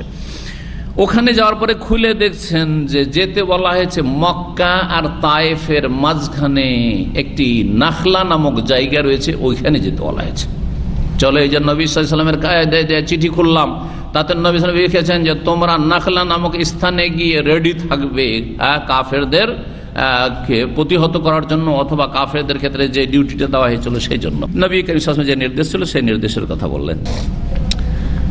হাদিস নম্বর 64, আব্দুল্লাহ বিন আব্বাস রাদিয়াল্লাহু তাআলা আনহু থেকে বর্ণিত, আখবরাহু, তিনি বলছেন তার ছাত্রকে, মানে ওবাইদুল্লাহ বিন আব্দুল্লাহ বিন উতবা বিন মাসউদকে, আন্না রাসূলুল্লাহ সাল্লাল্লাহু আলাইহি ওয়াসাল্লাম বাসা বিকিতাবিহি রাজুলান, রাসূলুল্লাহ সাল্লাল্লাহু আলাইহি ওয়াসাল্লাম তার এক চিঠি এক লোককে দিয়ে পাঠিয়েছিলেন। এই চিঠি ছিল রাজার নামে চিঠি। কোন রাজা? সেই যুগের বড় শক্তিশালী 2 রাজা ছিল। অনেক রাজাই ছিল, কিন্তু সেই যুগের পরাশক্তি বলা যেতে পারে 2টো ছিল। একটা হচ্ছে রোম সাম্রাজ্য, যেটা বর্তমান ইউরোপ, আর আরেকটা হচ্ছে পারস্য সাম্রাজ্য, যেটা বর্তমান একবারে ছোট হইতে হইতে ইরানে সীমিত হয়ে গেছে। যারা ছিল অগ্নিপূজক মজুস, তাহলে শিয়া রাফেজিদের পূর্বপুরুষরা হচ্ছে মজুস, অগ্নিপূজক, আর তাদের ধর্মকে ধ্বংস করেছে, ভ্রান্ত ধর্মে তাদেরকে ঠেলে দিয়েছে ইহুদি চক্রান্ত, আব্দুল্লাহ বিন সাবা ইহুদির চক্রান্ত। যে মুনাফিক ইসলাম বাহ্যিক কবুল করে অতিরঞ্জন করা শুরু করে আলী সম্পর্কে, হাসান হোসেন সম্পর্কে, আলে বাইর সম্পর্কে, আর তারপরে এদেরকে পথভ্রষ্ট করে। আর মুসলিম শাসক খোলাফে রাশেদিন বিশেষ করে উসমান রাদিয়াল্লাহু তাআলা আনহুর বিরুদ্ধে সে ষড়যন্ত্র করতে থাকে, আর তারপরে যেসব দুর্ঘটনা ইসলামের ইতিহাসে ঘটেছে সেসব ঘটে থাকে। তো রাসূলুল্লাহ সাল্লাল্লাহু আলাইহি সাল্লাম তার শেষ জীবনে চিঠি লিখেছিলেন 6 জন রাজার কাছে। 6 জন রাজার কাছে। তার একজন রোমের রাজা কাইসার, যার ঘটনা আমরা ওহির পর্বে পড়েছি, আর আরেকজন ছিল রোমের রাজা, আরেকজন ছিল আবেশিনিয়া হাবশার রাজা, এইভাবে। জি, তো এই চিঠি সরাসরি কিন্তু পারস্য দেশ পৌঁছানো হয়নি। এই চিঠি পৌঁছানো হয়েছিল আমরা যেই জায়গায় বসে আছি এই এলাকায়, যদিও দাম্মাম সেটা ছিল না, কারণ দাম্মাম তখন সাগরের তলায় ছিল। দামামের বয়স 100 বছর বলা হচ্ছে, বা তার একটু কম বেশি, 100 বছর। তার আগে এটা কি ছিল? সব সাগর সমুদ্র ছিল। তবে আলহাসার নাম এসেছে, কাতিফের নাম এসেছে, দারিনের নাম এসেছে, নবী সাল্লাল্লাহু আলাইহি ওয়াসাল্লামের আমল এগুলো ছিল। এই সমস্ত এরিয়াটাকে সেই যুগে বাহরাইন বলা হইতো। এর আগে অনেক আলোচনাতে আমি বলেছি, যারা নিয়মিত আলোচনা শুনে। এখনকার বাহরাইন তখন কোনো অস্তিত্বেই ছিল না, কোনো অস্তিত্ব ছিল না তার। বর্তমান যে বাহরাইন একটা দেশ, তখনকার বাহরাইন কি ছিল?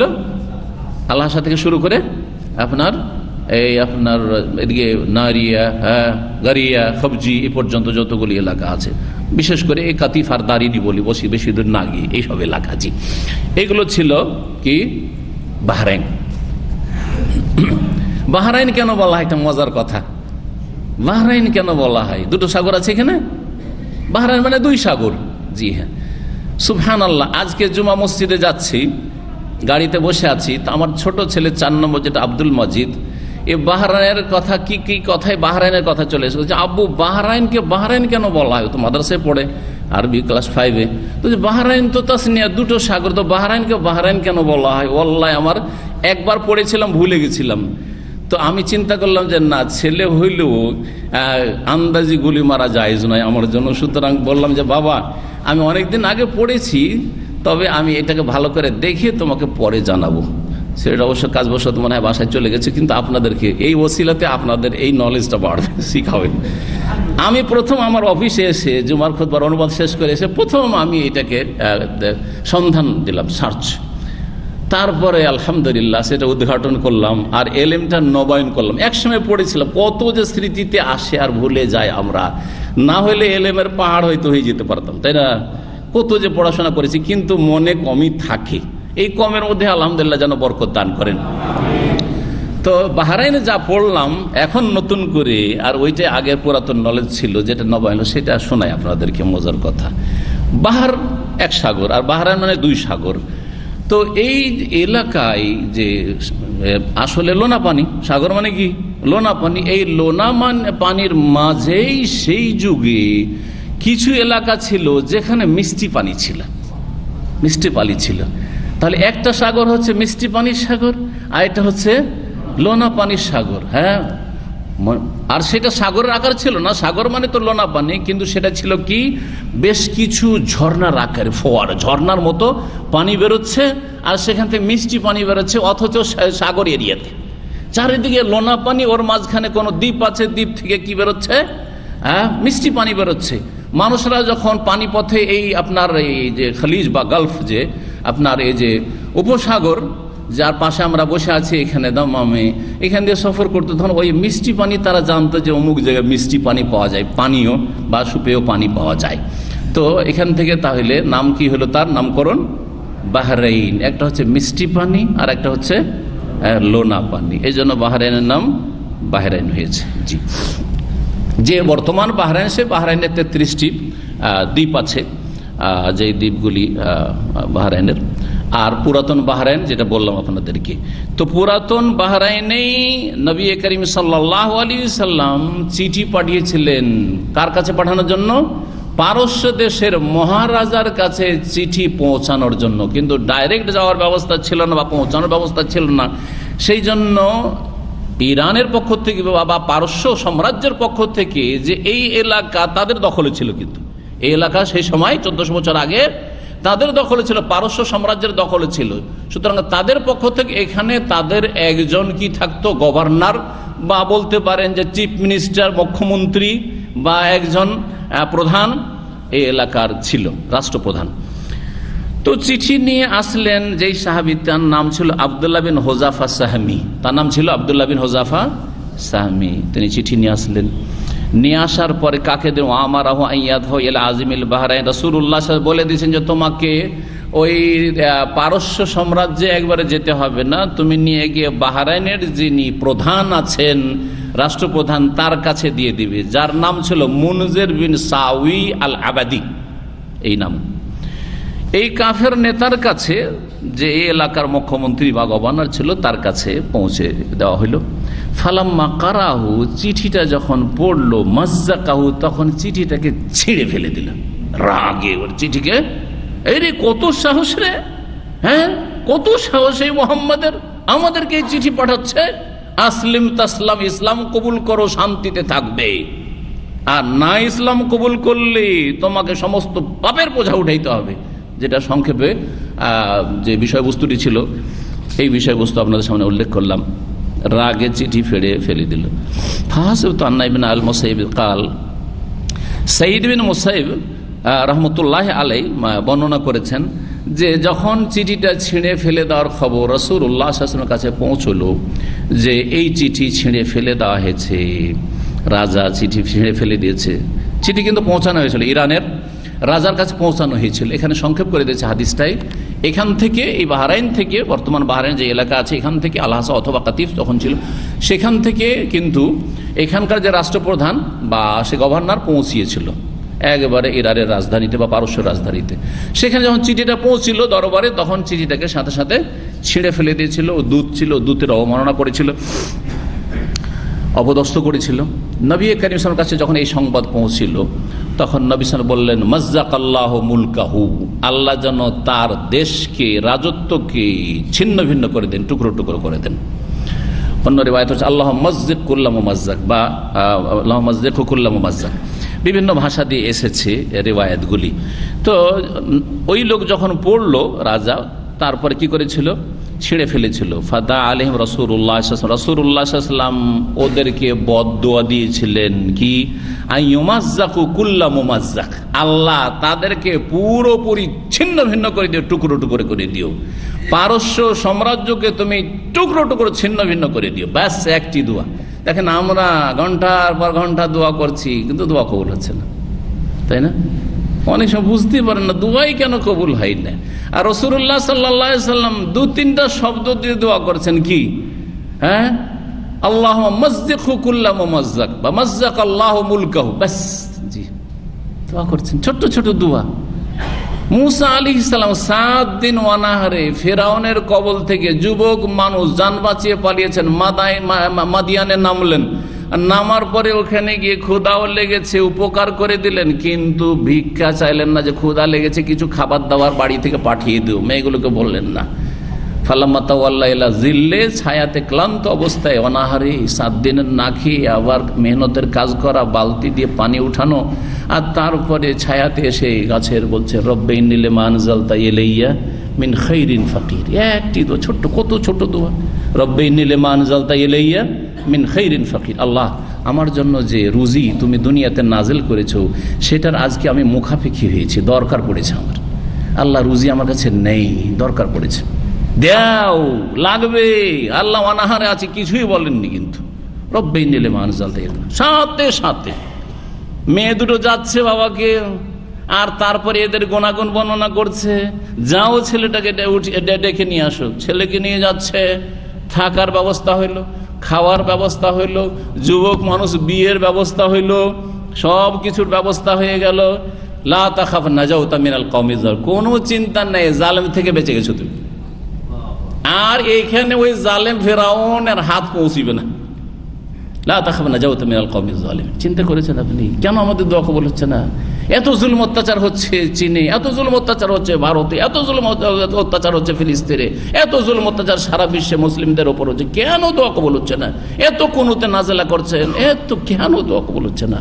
তাহলে আমাদের মধ্যে রোগ আছে, রোগ আমাদের মধ্যে, রোগ সারাইতে হবে, আকীদার রোগ সারাইতে হবে, শিরক মুক্ত হইতে হবে, বিদআত মুক্ত হইতে হবে, পাপ মুক্ত হইতে হবে, হালাল রিজিক খেতে হবে, হারামকে বর্জন করতে হবে। অবশ্যই দোয়া আল্লাহ শুনবেন, অবশ্যই শুনবেন। জি, আল্লাহ যেন আমাদেরকে সংশোধন করার তৌফিক দান করেন। রাসূলুল্লাহ বদদোয়া করেছিলেন, তারপরে কি হয়েছিল ঘটনাটা খুব মজার ঘটনা আছে। এমন বদদোয়া লাগলো যে এই রাজার নাম ছিল পারভেজ। অনেকে কিন্তু আমাদের দেশের লোকেরা পারভেজ রাখে, পাকিস্তান আর ইন্ডিয়াতে তো খুব বেশি এই নাম আছে, আর বাংলাদেশও কিছু লোক পারভেজ রাখে, আছে না? পারভেজ মুশাররফ, পারভেজ লাঞ্ছিত, মুশাররফ না, তাকে মুশাররফ বলা উচিত নয়। পারভেজ নামটা কিন্তু অগ্নিপূজা মজুসিদের নাম, মুসলিমদের রাখা উচিত নয়, মোটেই উচিত নয়, নাম বদলে দেওয়া উচিত। জি, তো এই পারভেজ ছিল, আর তার ছেলের নাম ছিল শেরওয়ান, শেরওয়ান তার নাম ছিল। ছেলে ছিল লুচ্চা, চরিত্রহীন। ছেলের বদচরিত্রে রাজা বাবা খুব অশান্তিতে ছিল, খুব অশান্তিতে ছিল। আর ছেলে এত বদ যে বাপ মরে না, কখন মরবে যে রাজত্ব পাবো, তো বাপকে হত্যা করেছিল।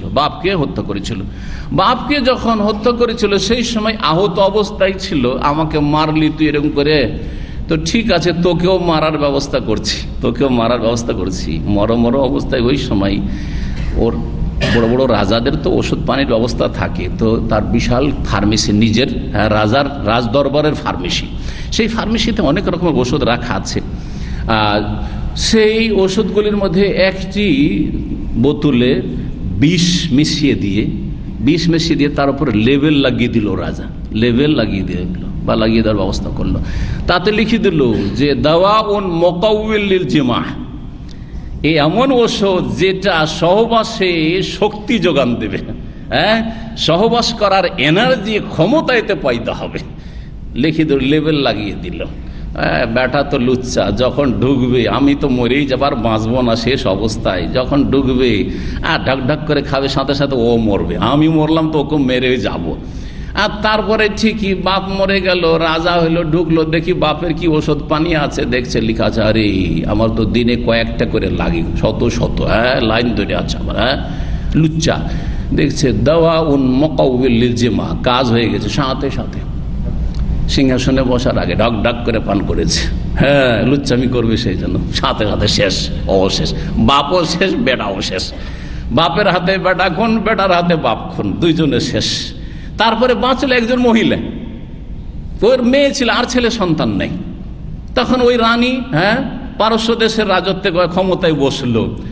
নবী করিম সাল্লাল্লাহু আলাইহি ওয়াসাল্লাম সংবাদ পেলেন যে ওই রাজাও মরেছে, রাজার ছেলেও মরেছে, এখন ওই রাজার মেয়ে এখন রানী হয়ে দেশ পরিচালনা করছে, দেশ শাসন করছে। নবী সাল্লাল্লাহু আলাইহি ওয়াসাল্লাম প্রসিদ্ধ হাদিসটি ওই ক্ষেত্রে বলা হয়েছে, প্রেক্ষাপট হাদিসটির, লা ইউফলিহা কওমুন ওয়াল্লাউ আমরাহুম ইমরা, ওই জাতি কখনো সফল হবে না, সাকসেস হবে না যারা নিজেদের নেতৃত্ব দিয়ে দেবে কাকে, নারীকে। জি, সুতরাং নেতৃত্ব স্বেচ্ছায় যদি না দেন, খুশি হয়ে না দেন, পেছনে পেছনে না ঘোরেন, তাহলে আপনি এর থেকে মুক্ত। আলহামদুলিল্লাহ, আলহামদুলিল্লাহ, এতটুকু থাকাই যথেষ্ট। এই নয় যে বিদ্রোহ ঘোষণা করতে হবে, এই নয় যে একবারে বয়ান দিতে হবে লম্বা লম্বা, এই নয় যে আন্দোলন করতে হবে আর বিপ্লব ঘটাতে হবে, না, এসব কিছু না, এসব ফিতনাবাজদের কাজ। আপনার কাজ হচ্ছে আপনি অন্তর থেকে প্রতিবাদ করেন, ঘৃণা করেন সর্বনিম্ন, এবং কথার দ্বারা প্রকাশ করে দেন যে বৃহৎ নেতৃত্বে নারীদের আসা জায়েজ নয়। আপনি এই নয় যে এই নারীর চাইতে এই নারী ভালো আছে, কিছু লোকের আছে, ইসলামী সেন্টার আছে, এ ভালো না কিন্তু এ ভালো। আরে ভাই, নারী তো নারী, কেন একটার প্রশংসা আর একটার কুৎসা কেন? এই চরিত্র কেন আপনার? এখন আপনি ইসলাম শিখেননি, তাহলে এখন ইসলাম শিখাতে আপনার ত্রুটি আছে, সংশোধন করুন। জি,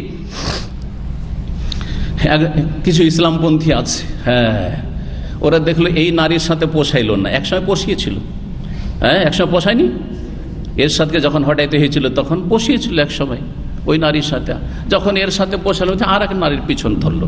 এই জন্য আল্লাহ লাঞ্ছিত করেছেন, মার খেতে হচ্ছে। এটা তরিকা না, এই তরিকা থেকে ইসলামপন্থীদের ফিরে আসা উচিত, সঠিক ইসলামটা শেখা উচিত এবং সঠিক ইসলামের দিকে ফিরে আসা উচিত। আল্লাহ যেন তৌফিক দান করে।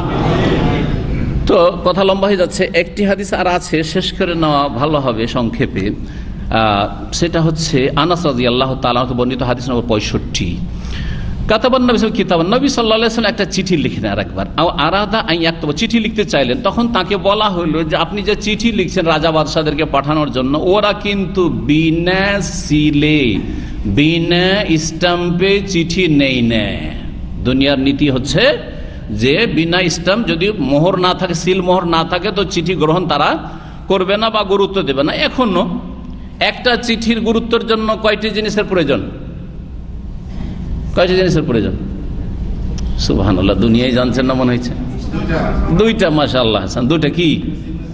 একটা সাইন, সই, আর একটা হচ্ছে এটা সিলমোহর লাগবে। এই দুটো না থাকলে চলে না। জি, এমনি সাদা যদি লিখে সার্টিফিকেট আপনাকে দিয়ে দেয় চলবে? এটা সাদা সার্টিফিকেট, ওতে ছিল নাই, সাইন আর ইয়েও নাই, স্বাক্ষরও নাই, চলবে? চলবে না। তো নবী সাল্লাল্লাহু আলাইহি ওয়াসাল্লাম বলা হলো ইন্নাহুম লা ইয়াকরাউনা কিতাবান, ওরা এই চিঠি পড়েও দেখবে না, ইল্লা মাকতুবান, যতক্ষণ পর্যন্ত তাতে সিল মোহর না থাকবে। তখন নবী সাল্লাল্লাহু আলাইহি ওয়াসাল্লাম সিল মোহর তৈরি করলেন। কিসের? আংটিতে সিল মোহর। ফাত্তাখাযা খাতামিন ফিদ্দাতিন, একটি চাঁদির বা রূপার আংটি গ্রহণ করলেন, যাতে নকশা করা ছিল, নকশু মুহাম্মাদুর রাসূল আল্লাহ, 3 লাইনে 3টা অক্ষর লেখা ছিল, 3টা শব্দ লেখা ছিল, মোহাম্মদ রসুল আল্লাহ। মিলিয়ে পড়েন তো, মোহাম্মদুন রসুল্লাহ, মোহাম্মদ আল্লাহ রসুল। জি হ্যাঁ, এখনো বড় বড় যারা সৌদি আরবের কাজী, আমি প্রধান কাজীদের সাথে বসেছি এখানকার আদালতগুলিতে, তারা কিন্তু আলাদা ছিল না, ওই আংটি, একজন বিশেষ করে একজন যিনি প্রধান, তার কাছে দেখেছি আংটিতে কিন্তু তার নাম লেখা আছে। আর ওই আংটি হয়তো ব্যবহার নাও করতে পারেন, কিন্তু আংটি লাগিয়ে দিলেন। জি, এইভাবে ওই সুন্নতটাকে ধরে রাখার জন্য।